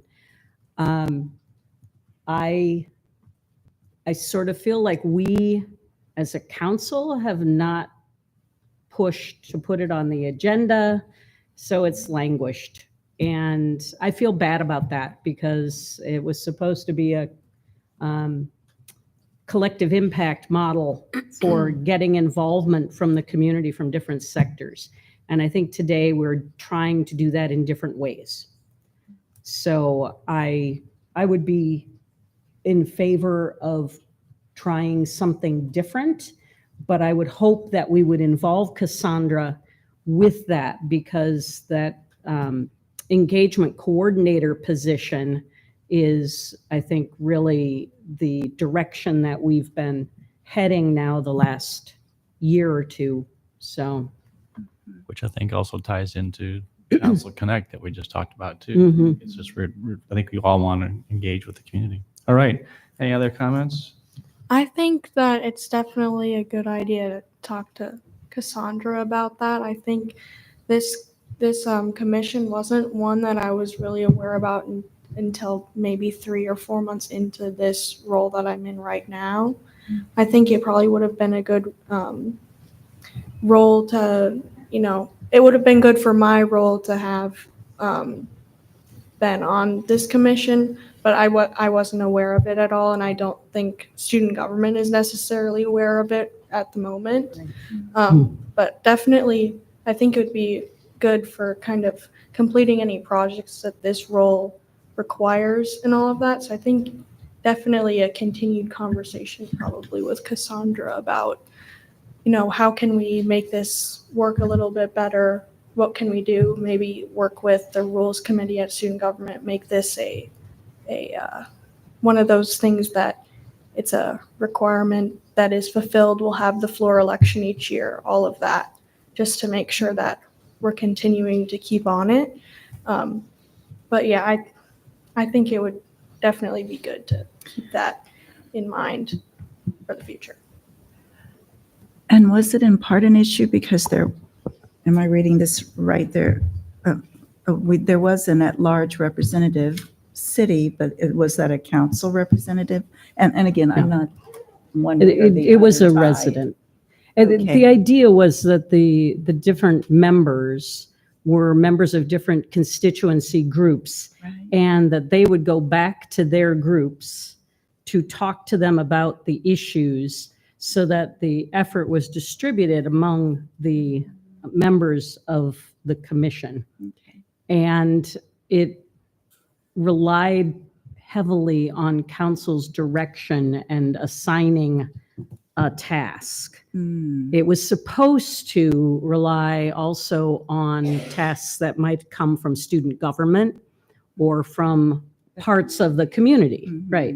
But we never really got much of that input from those other constituencies. And so it fell in our laps to decide what might be a good use of the commission's time. And obviously, since COVID, things have changed somewhat as far as the focus of the university and student government and interactions have shifted. Sure. And And- people have changed. I mean, there was, and Mhm. Campus Yeah. Town Action Association has kind Yes. of languished. Right. Dr. Hill was a driving force. Pete England was an excellent. See, a lot has changed, and COVID certainly scrambled the eggs as well too. Mhm. All right, is there a motion regarding this item? I would move number one, option one, that we dissolve the commission and establish task forces as council identifies needs. Thank you. There's a second. Second. Okay. I would hope that that means we identify needs with input from Emily and student government and some of these other constituencies, not just that we sit here and say, what do we need? But what is the community telling us I have they an need? idea. Why don't we meet tomorrow night at 5 o'clock and talk Perfect. about that? How's that? Is that an idea? That works for me. Sorry, I can't be there. I'm teaching. Anyway, stole your thunder from council comments, but we'll get that. All right. Those in favor of the motion say aye. Aye. Any opposed? Motion carried. Does that require a roll call Yeah, since go we're ahead and do that. dissolving Yeah. a commission? Yep. Let's do it twice. Let's do a roll call too, because it doesn't say resolution, but it probably is because we're changing the ordinance. Thank you. Beatty Hansen, Aye. Rollins. Aye. Corriere. Aye. Garten. Aye. Junk. Aye. Betcher. Aye. Thank you. Thank you, Pa. All right, move on. Item number 25, alternative landscaping plan for 329 Southeast Fifth.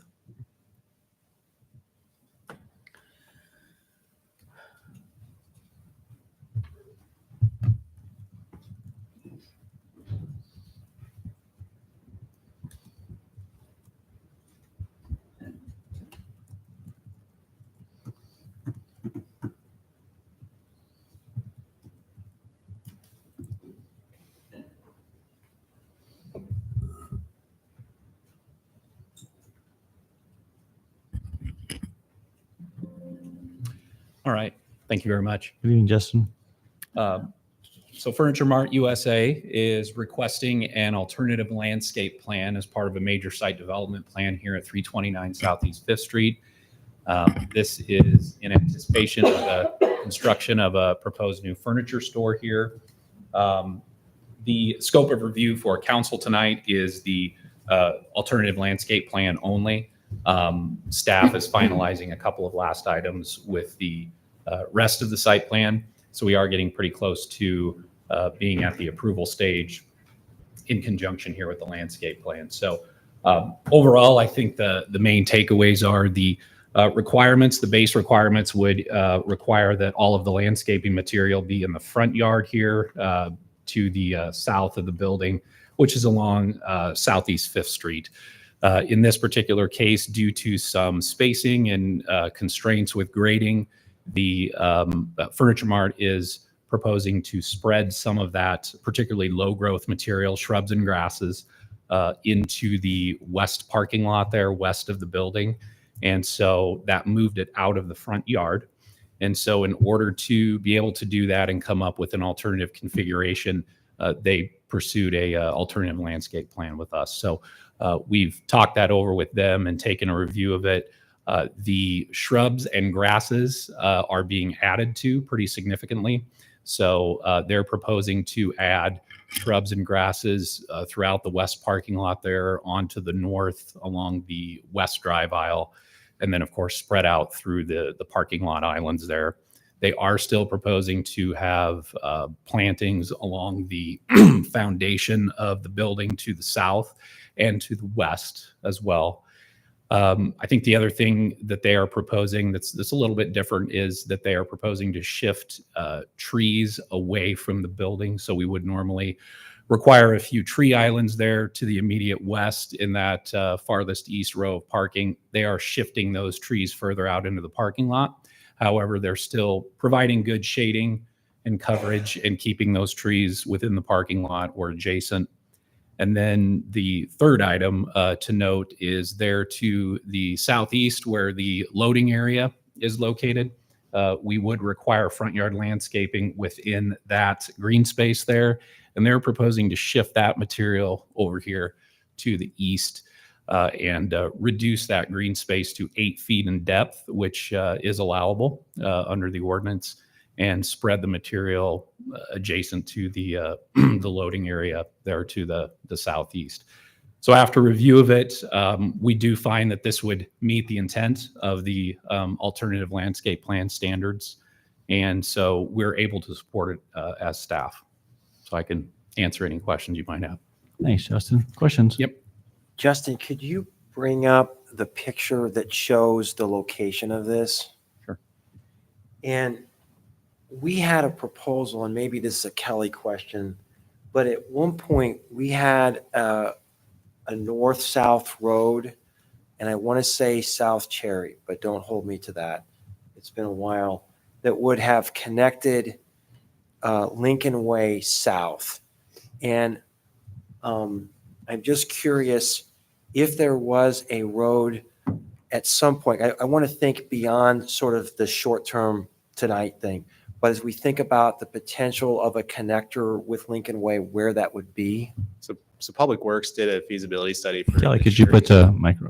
Public Works a year or two ago did a study on the feasibility of the Cherry alignment and determined that using Cherry, which is just to the east of the line on this aerial, wasn't feasible. And then in the MPO is going to study moving that further east from Cherry. So the potential of 3rd Street and Southeast 5th extending east is still a potential option. It just won't ever connect with Cherry because that was not a good north-south alignment. Okay, and that's a helpful reminder for all of us.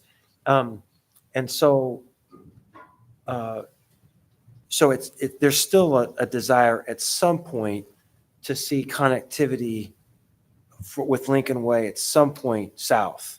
We just don't know where. Is that? Yeah, am I yeah. saying that right? I think the connection to Lincoln Way just extends further east, and I think what the big decision was, there was not a traffic modeling improvement. It was viewed more as an economic development strategy. So originally, the Cherry connector to Southeast 5th was to be able to divert traffic off of Duff and get them out of the Duff Lincoln Way intersection. And the modeling showed that that was not a tremendous improvement in operations. So it was viewed more as, well, if we built this infrastructure, it would open up land. Granted, it's in the floodplain, but it would open up more land for commercial development. So that's one of the big reasons why it was shelved in the near term, was the feasibility didn't make sense at Cherry, and it did not do substantial improvement in traffic operations on Duff.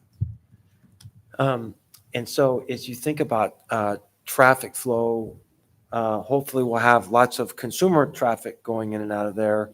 But in terms of truck traffic, if there was at some point a connection with Lincoln Way, do you see that as a possible avenue for the trucks that are, I mean, these are going to come in big trucks? I think they're using fairly, for the most part, the applicants told us it's pretty much actually medium-sized trucks. They don't use a ton of large, large full wheelbase semis. They're on occasion, but it's not the most common thing for them to deal with. I think the truck traffic's going to be fine either way, whether it comes from Duff or if in the very far future there's a route to Lincoln Way. It doesn't really change how this site will operate. And then as you think about the land to the east, what possible uses do you see further to the east? So Plan 2040 has it just designated for commercial. And that's basically because it's floodplain and there was not an interest in looking at housing options within the floodplain. So the only potential viable use there was to consider it as more of a commercial, light, maybe a light industrial / heavy commercial or retail commercial kind of environment. And so just to bring full circle back to you, Justin, so as we think about the landscaping, right now, there's nothing to the east, but I think it's short-sighted to think at some point there won't be something out there. And so does that change the calculus at all? Let's say, just for the sake of discussion, that there were intended uses in the near future on the east side. Would that change your analysis for the landscape plan? In this particular case, No, I don't think it would. If as Kelly said, the land use to the east anticipates commercial development at some point in the future. So we would anticipate commercial uses to the east. So particularly with regard to that east property line, Right. whenever you have a commercial use, which is a similar use in this particular case, we don't have those sorts of concerns or requirements in the code for screening like we would if, say, there were residential. Okay, that's it. Thanks. Other questions? So Kelly, we had a little bit of a discussion about sidewalks. And I know that P&Z had a bit of that discussion too. The landscape plan has some of the trees out there on the west side of the property running along the private drive that's owned by Target. Is there a possibility for us to negotiate an easement or something along there in case we, in the future, we're able to have a sidewalk installed? I think so. One of the issues which you just said is that part of this, the drive, which is a private drive, not a public street, is controlled by Target. You want to clarify that? Just, I think it'd be good to point that out because it's a good question. You might like zoom out a little bit or. I don't know if this sheet shows the Or maybe the other one you were It's on. probably better on The other map is better. the satellite view. So, shows it. so with Target, there's a separation. I think we looked at this, maybe 8 feet between curb and property line for Furniture Mart, which is that green area that Justin's showing you. And then Furniture Mart's property is where the landscaping is shown. And there's roughly 10 feet from property line to parking lot curb. So the point is that the blank spot to the left of the green, that is a private. The other map. The aerial? Yeah. Yes. Go to the aerial. Yep. Correct. I think this is really important because it's Here you yeah. Can you zoom So in on that clarify what that is. So that is strictly a private driveway owned and maintained by Target. And so they're not part, they're not a party to the application other than Furniture Mart acquired an easement right to have their driveways come off of that. Other than that, they're not part of this application. But the street Southeast Fifth obviously is a city street. Yep. So Furniture Mart is complying with city requirements. They're extending the I don't remember if it's the shared use path or the sidewalk on Southeast Fifth per our code, but because it's a private driveway for Target, there was no sidewalk requirement for them as part of this process. So if you were to look at that, it's really, I think it's really tricky to fit it onto the Furniture Mart property because of the 10-foot space and how they've tried to design the parking lot and the landscaping. In the future, if it may fit just as easily or better, trying to work with Target in the space between the Target property line and the curb, rather than trying to figure out how to do it at this point on the Furniture Mart property. If that was a requirement, they would have done that, obviously. But at this point, it's really tricky to understand. It would probably take out all of the landscaping on the Furniture Mart property if we were to try to route it exclusively, and if they agreed to do that, to route that exclusively on their property.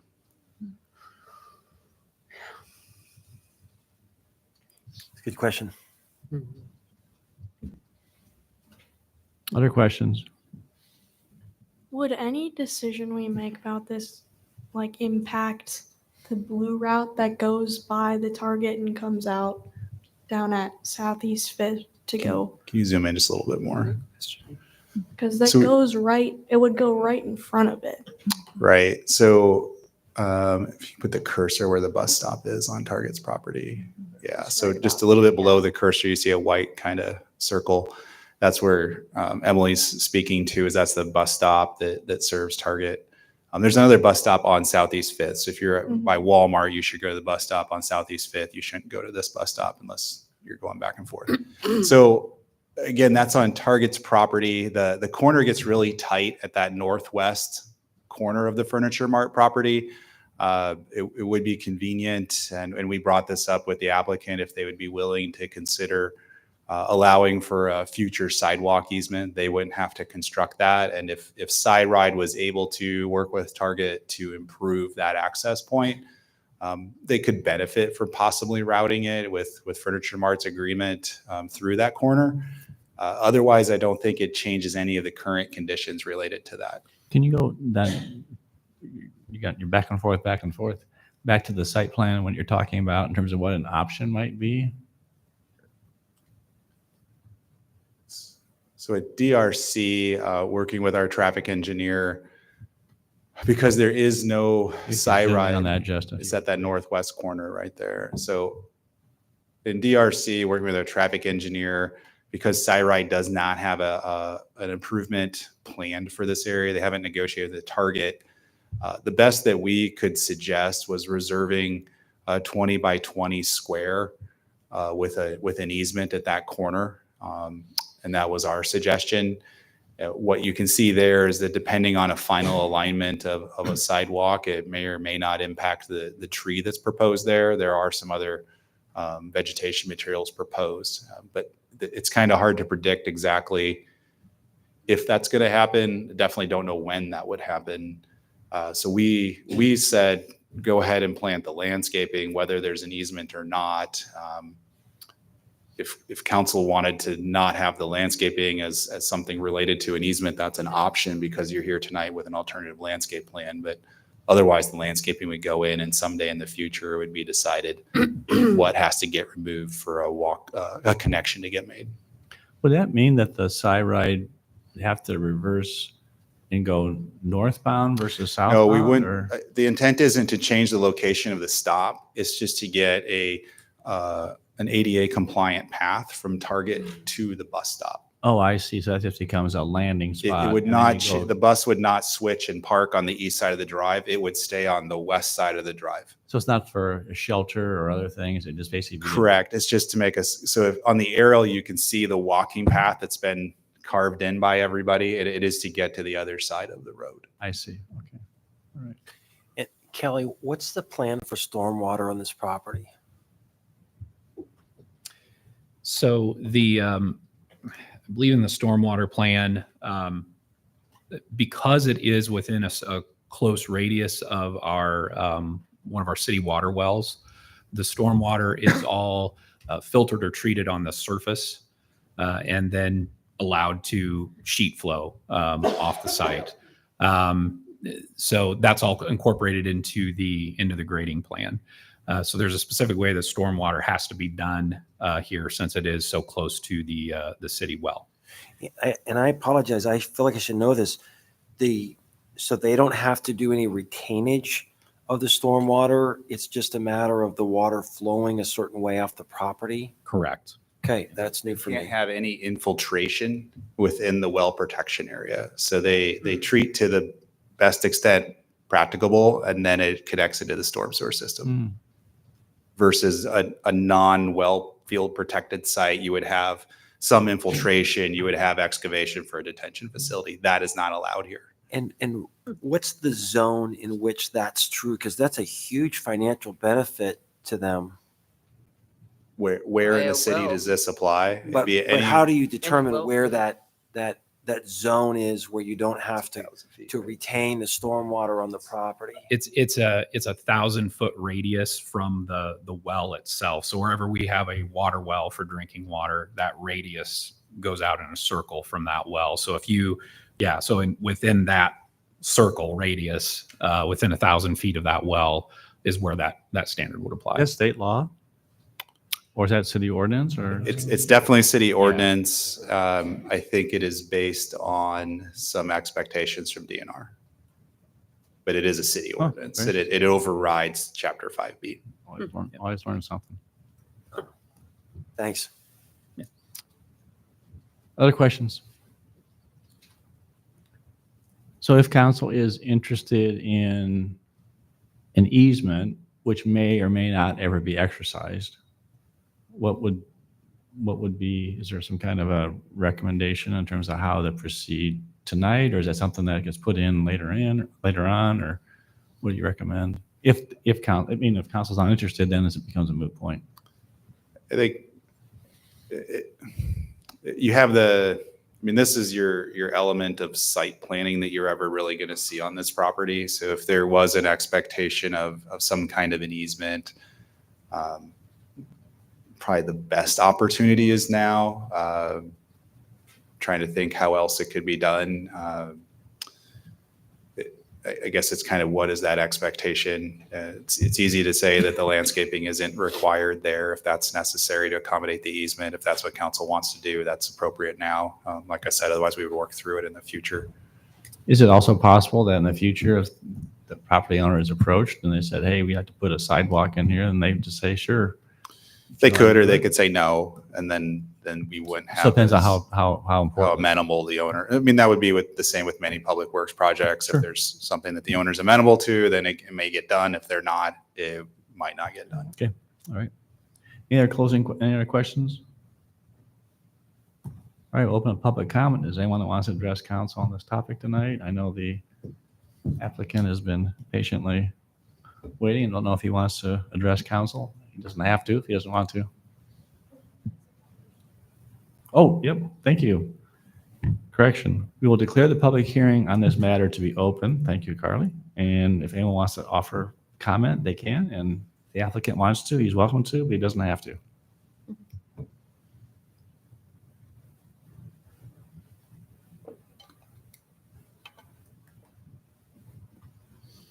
And I'll say this, is that the applicant is out of state, quite some distance from this area, so I made an exception tonight for doing virtual. All right, I'll close public hearing. Is there any interest in regarding this easement?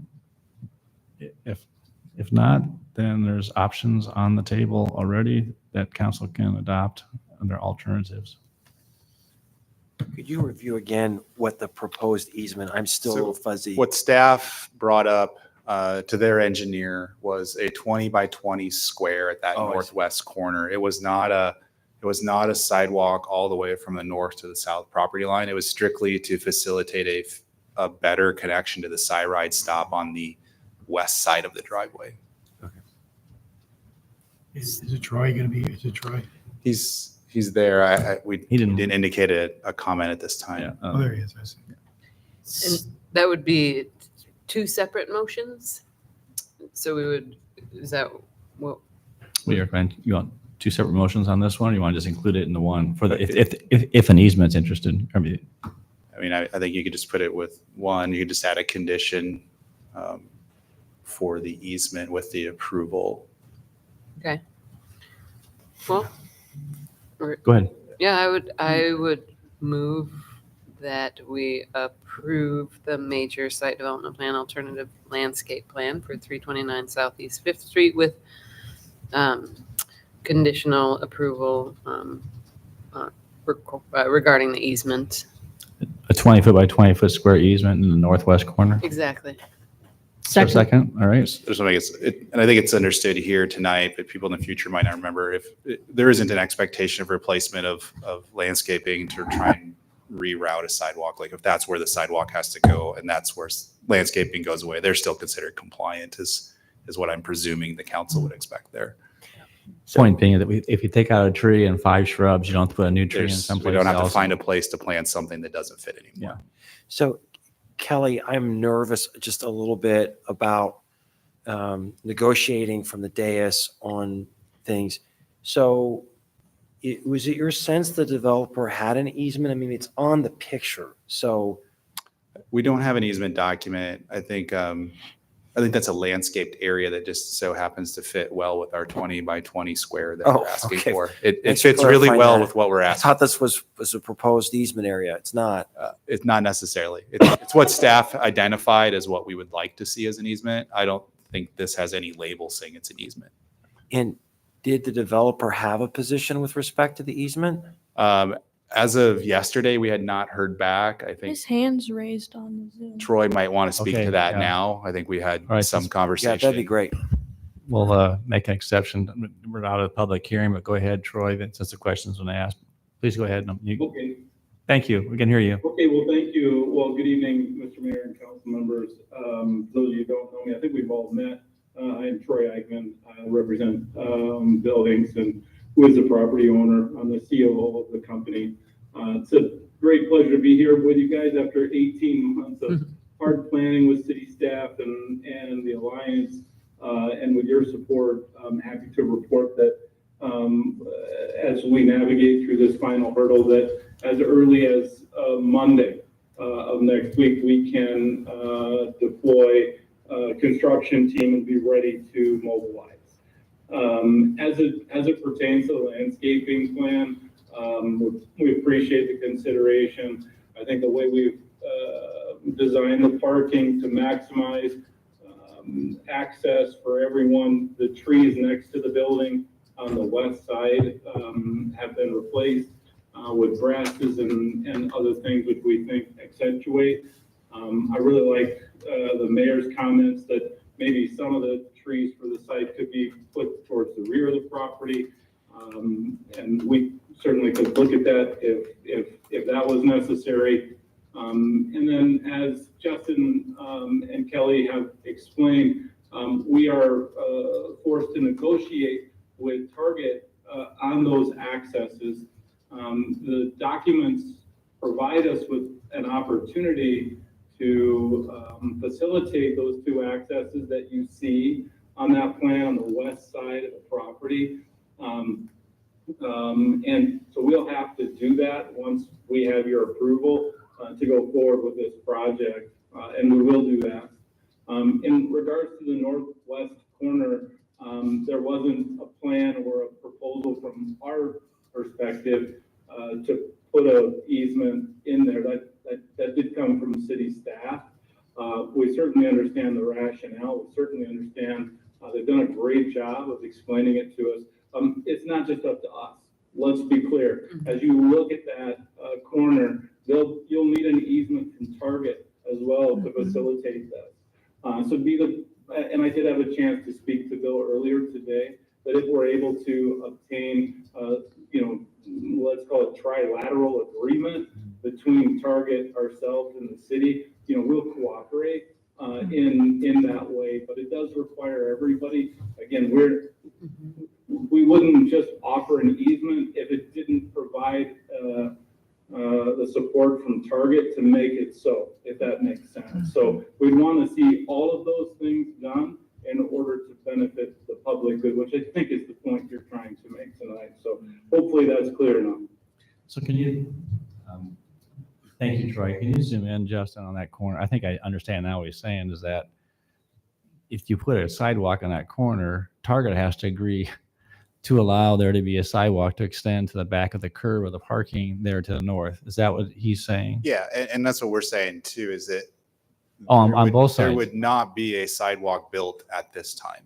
Right. This would only be if Cyride, or if for some reason Target triggered some requirement in the future, that potentially the connection could go through that corner. But it would have to be on the north, not on Furniture Mart's property, but it's that single line is the So curb that of the thin parking green lot, line right? represents the curb line of Target. Of Target, parking right. lot. Yep. So you can see, like, on the site plan, it's a lot easier to see. We just have the landscape plan tonight, so it doesn't work as well. But the crossing of that intersection to the Cyride stop, there's not enough space on Target's property to properly route a 5-foot sidewalk. Yeah. So cutting that corner would be, in our traffic engineer's eye, would be the best available option if we had the right to do that. And as Troy said, Target's not building a sidewalk right now. We are not either. It's about doing something in the future. But the green band between the landscaping and the green band on the left, that's also Target's property too. Correct. So and now it's very clear, and that's why Target has to be part and parcel of this. Otherwise, you're putting a concrete square in there, but you're walking across grass or whatever. And again, I don't think it's a 20-foot wide piece of concrete. It's a space to put a normal sidewalk through. Yep.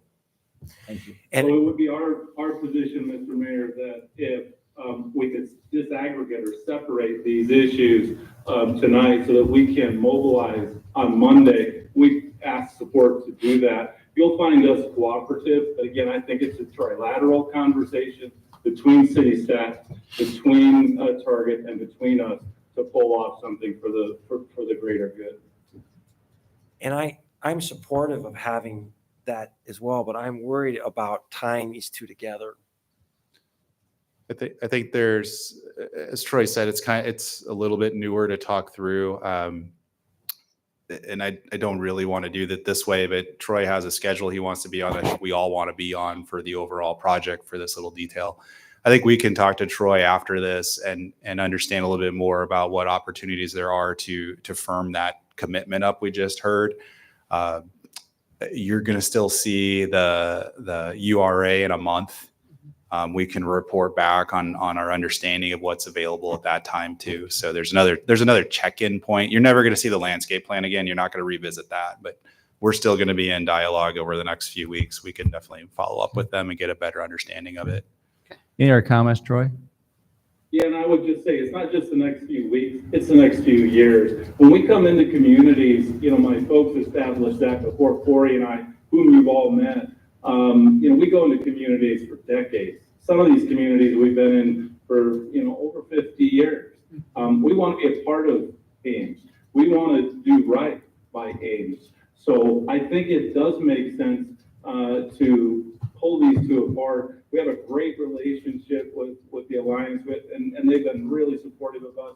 And we have a great relationship with Justin and with Kelly and everyone so far that we've met at Ames. And I expect that's just going to continue.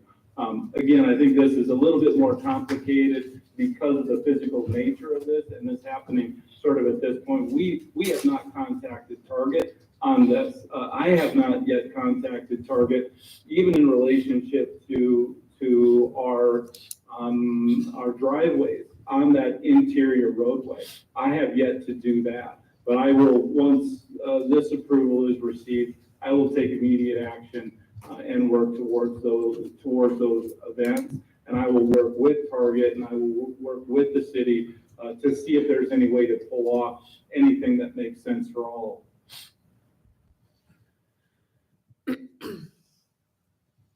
So the motion on the floor would include the easement. No, Right now. it We would. read the motion again. Oh, yeah, he doesn't want That was moved and seconded. Yes, the motion would be to adopt the resolution approving the major site development plan for alternative landscaping with conditional approval regarding the 20-foot by 20-foot square easement at the northwest corner of the site. Okay, that's the motion. Is that something that you still want to have on the table, Robin? Yeah, I mean, I think it's okay or we want to split them out. Is that? Yeah, that's what he wants to Okay, split out. that's fine. I'll withdraw that motion. Okay. And I will move that we Alternative one. pass alternative one. Second. All right. Last question for the two of you. I just heard Troy say he hasn't even talked to Target yet about these accesses onto their private. If there are some issues with that, then what happens? Does it come back to us again, or how's that work?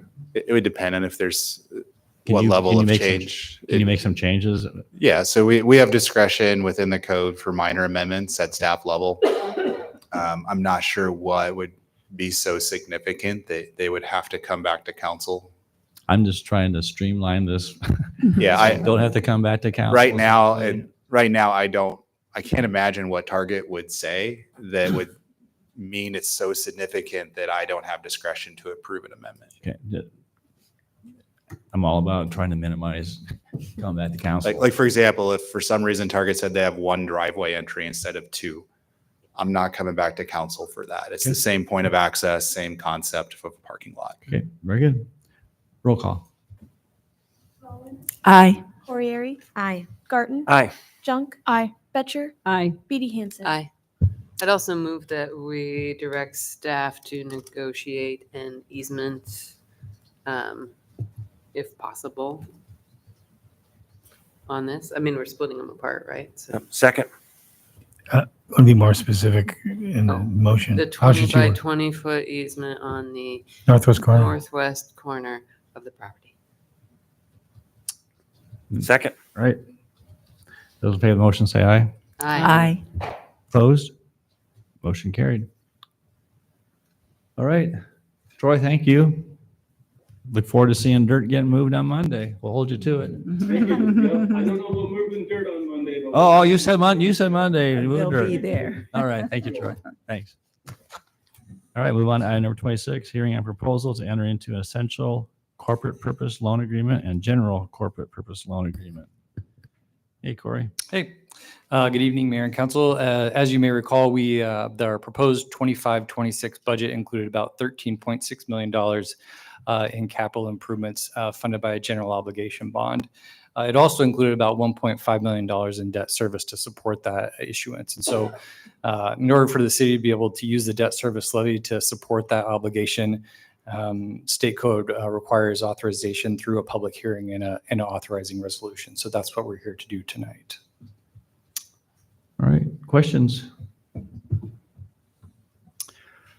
All right. I'm going to declare the public hearing on the 2025-2026 general corporate purpose bonds to be open. Is there anyone who wants to address council on that? And that is specifically one project, fire station alerting system for $211,905 with issuance costs of $23,095 for a total of $235,000. Seeing and hearing none, declare the public hearing to be closed and entertain a motion on resolution on, we can do these both together? You want to do them separately? The resolution is together. The public hearings are separate. Very good. All right. Declare public hearing on the essential 2025-2026 essential corporate purpose bonds to be open, and that includes a multiplicity of projects totaling $13.5 million. So anybody wants to address council on this? Seeing and hearing none, declare the public hearing to be closed. Entertain motion on resolution taking action on proposal to enter into general obligation loan agreements, combining loan agreements, and providing for levy of taxes to pay general obligation corporate purpose bonds series 2025. Move alternative one. Second. Thank you. Roll call. Corriere, Aye. Garten, Aye. Junk. Aye. Betcher, Aye. Beatty Hansen, Aye. Rollins. Aye. Very good. Thank you. Thanks, Corey. Move on to item number 27. Declare a public hearing on the 2024-2025 Intelligent Transportation System Program Phase 4 to be open. Is there anyone who wants to address council on this project? Seeing and hearing none, declare the public hearing to be closed. Entertain a motion of accepting reported bids. So moved. Second. Thank you. Those in favor say aye. Aye. Any opposed? Motion carried. Entertain motion on resolution approving final plans, specifications, and awarding a contract to Von Mannen Electric, Inc. of Newton, Iowa, in the amount of $2,200,000. So moved. Second. Thank you. Roll call. Garten, Aye. Junk. Aye. Betcher, Aye. Beatty Hansen, Aye. Rollins. Aye. Corriere. Aye. Thank you.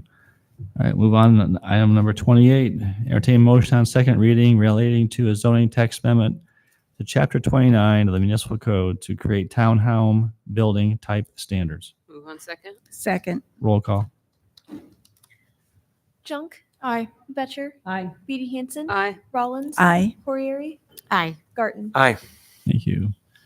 Move on to item number 29. Entertain motion on rezoning a property at 5119 Lincoln Way and 5001 Lincoln Way from agriculture A to suburban residential low density FSRL with master plan. Entertain a motion on resolution approving rezoning agreement with master plan. Move on third. Second. I need a motion on resolution approving rezoning agreement with master plan, first of all, please. Oh, okay. So moved. Thank you. Second. Roll call.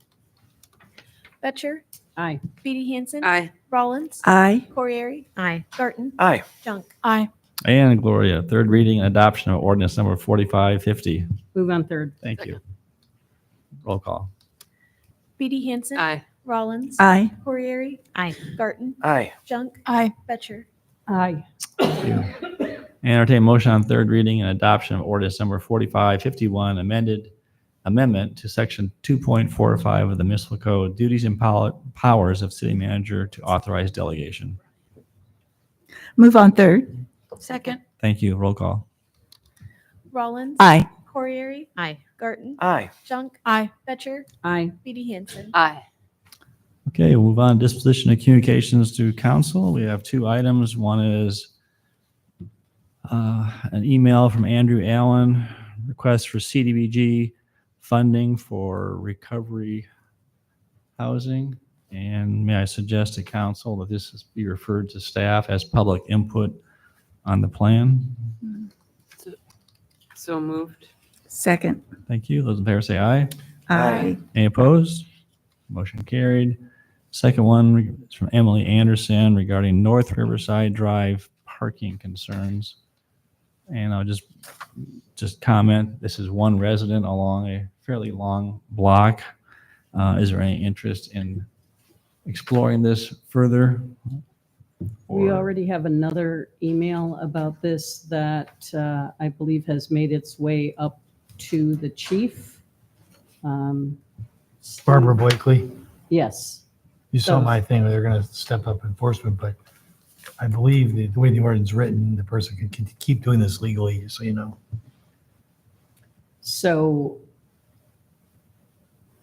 should we simply let Emily Berg know what has been done thus far from the complaint by her neighbor? So moved. Yeah. Second. All right. Those in favor say aye. Aye. Any opposed? Motion carried. All right, move on to report of governing body, Discover Ames. Any report tonight? We didn't meet. No report? Alliance? No news. No. Story County Emergency Management meets next month. Transit, any report? We meet this Thursday. All right. We'll move on to council comments before we go into closed session. Emily?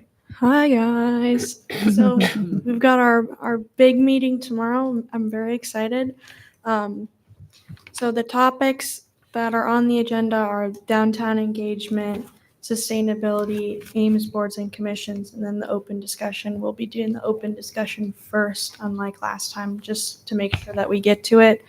So the survey that I sent you guys with the results, the main things that they said, were that they didn't know what's downtown to do, that sort of thing. And just that sort of information will help guide our discussion. I'll probably talk to some of the local affairs team before that and just see. I'm not exactly sure what exact questions they're going to ask about those, but I have informed the senators what exactly kind of the survey results said with that. I think a big part of the conversation tomorrow will also be the Ames boards and commissions, and with what the Ames boards and commissions stuff that happened tonight, I think it'll be a helpful conversation to kind of figure out some things that we can do in the future. So yeah, 5 p.m. I'm trying to figure out if I can get those tickets to validate your parking again. I'm really hopeful that we will.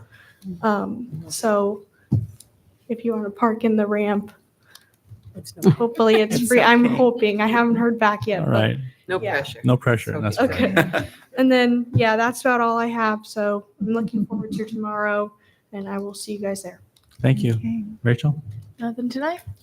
So two things. I just wanted to acknowledge what a phenomenal men's basketball season we had. Best basketball team, in my opinion, in my lifetime. And hard ending, but 25-10 record.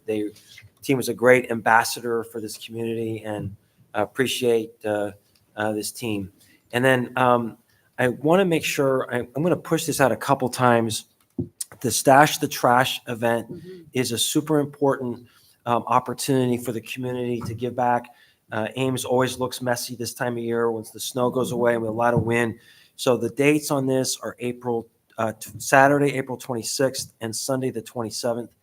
And if Susan I don't know if it's important that we add additional information, but Susan, where would people go if they wanted more information about trash receptacles or any of the details? Where would they go? So where on our website? Under news. So if people are interested, this is a great opportunity to work as neighborhoods or as organizations to make Ames look nice. So 25th and 26th, or sorry, 26th and 27th. That's it. There's no invitation from you to something going on this end of this week? I mean, Yeah. go ahead. So we are having a ribbon cutting. My law firm moved. Am I supposed to use this as my platform? I asked you, so. So we are having a ribbon cutting. My law firm, after being 409 Duff for, I think it was 100 years, and that's probably not true, is moved to 627 Main. So we're really excited about the new location. And so, yeah, thanks for that. Ribbon cutting Friday at 4 o'clock. So Congratulations, and we're just thrilled to see how you're doing and yeah, it's fun. your investment in the downtown area, Tim. Yeah, thanks. Amber, anything? Nothing for me. Nita? Nothing for me.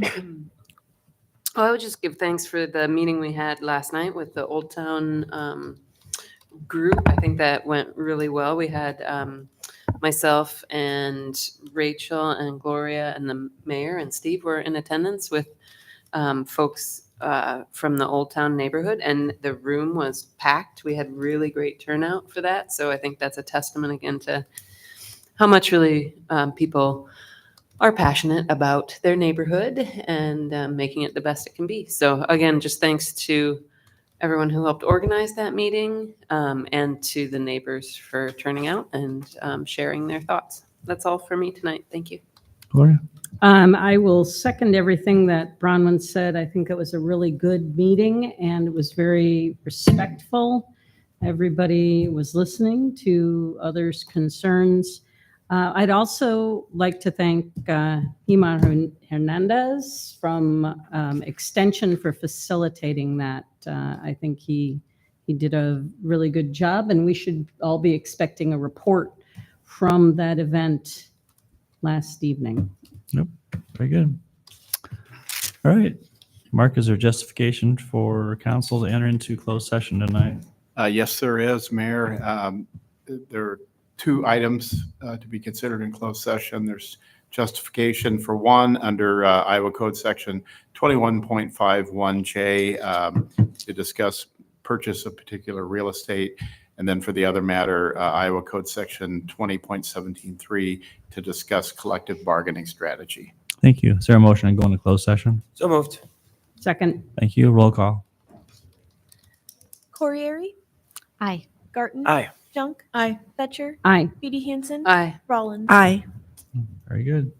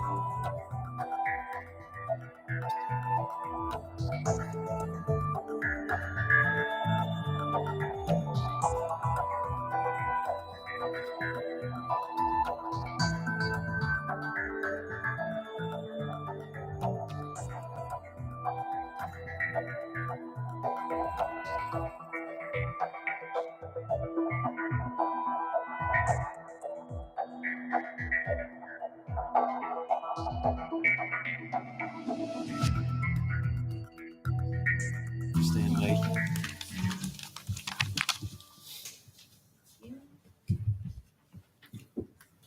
Very colorful this year, you know that? Yeah. Very colorful. All right, and entertain motion on directing staff regarding option 1 discussed during closed section regarding real estate matters. Move that we direct staff to pursue option 1. Second. Thank you. Those in favor of the motion, please say aye. Aye. Any opposed? Motion carried. Entertain motion on resolution approving collective bargaining agreement with the International Union of Operating Engineers, Local 234 Power Plant for July 1, 2025 through June 30, 2028. So moved. Second. Thank you. Roll call. Garten, Aye. Junk, Aye. Betcher, Aye. Feedy Hansen. Aye. Rollins. Aye. Corriere. Aye. Thank you. Entertain motion to adjourn. Move adjourn. Second. Those in favor say aye. Aye. We are adjourned. Thank you. Thank you.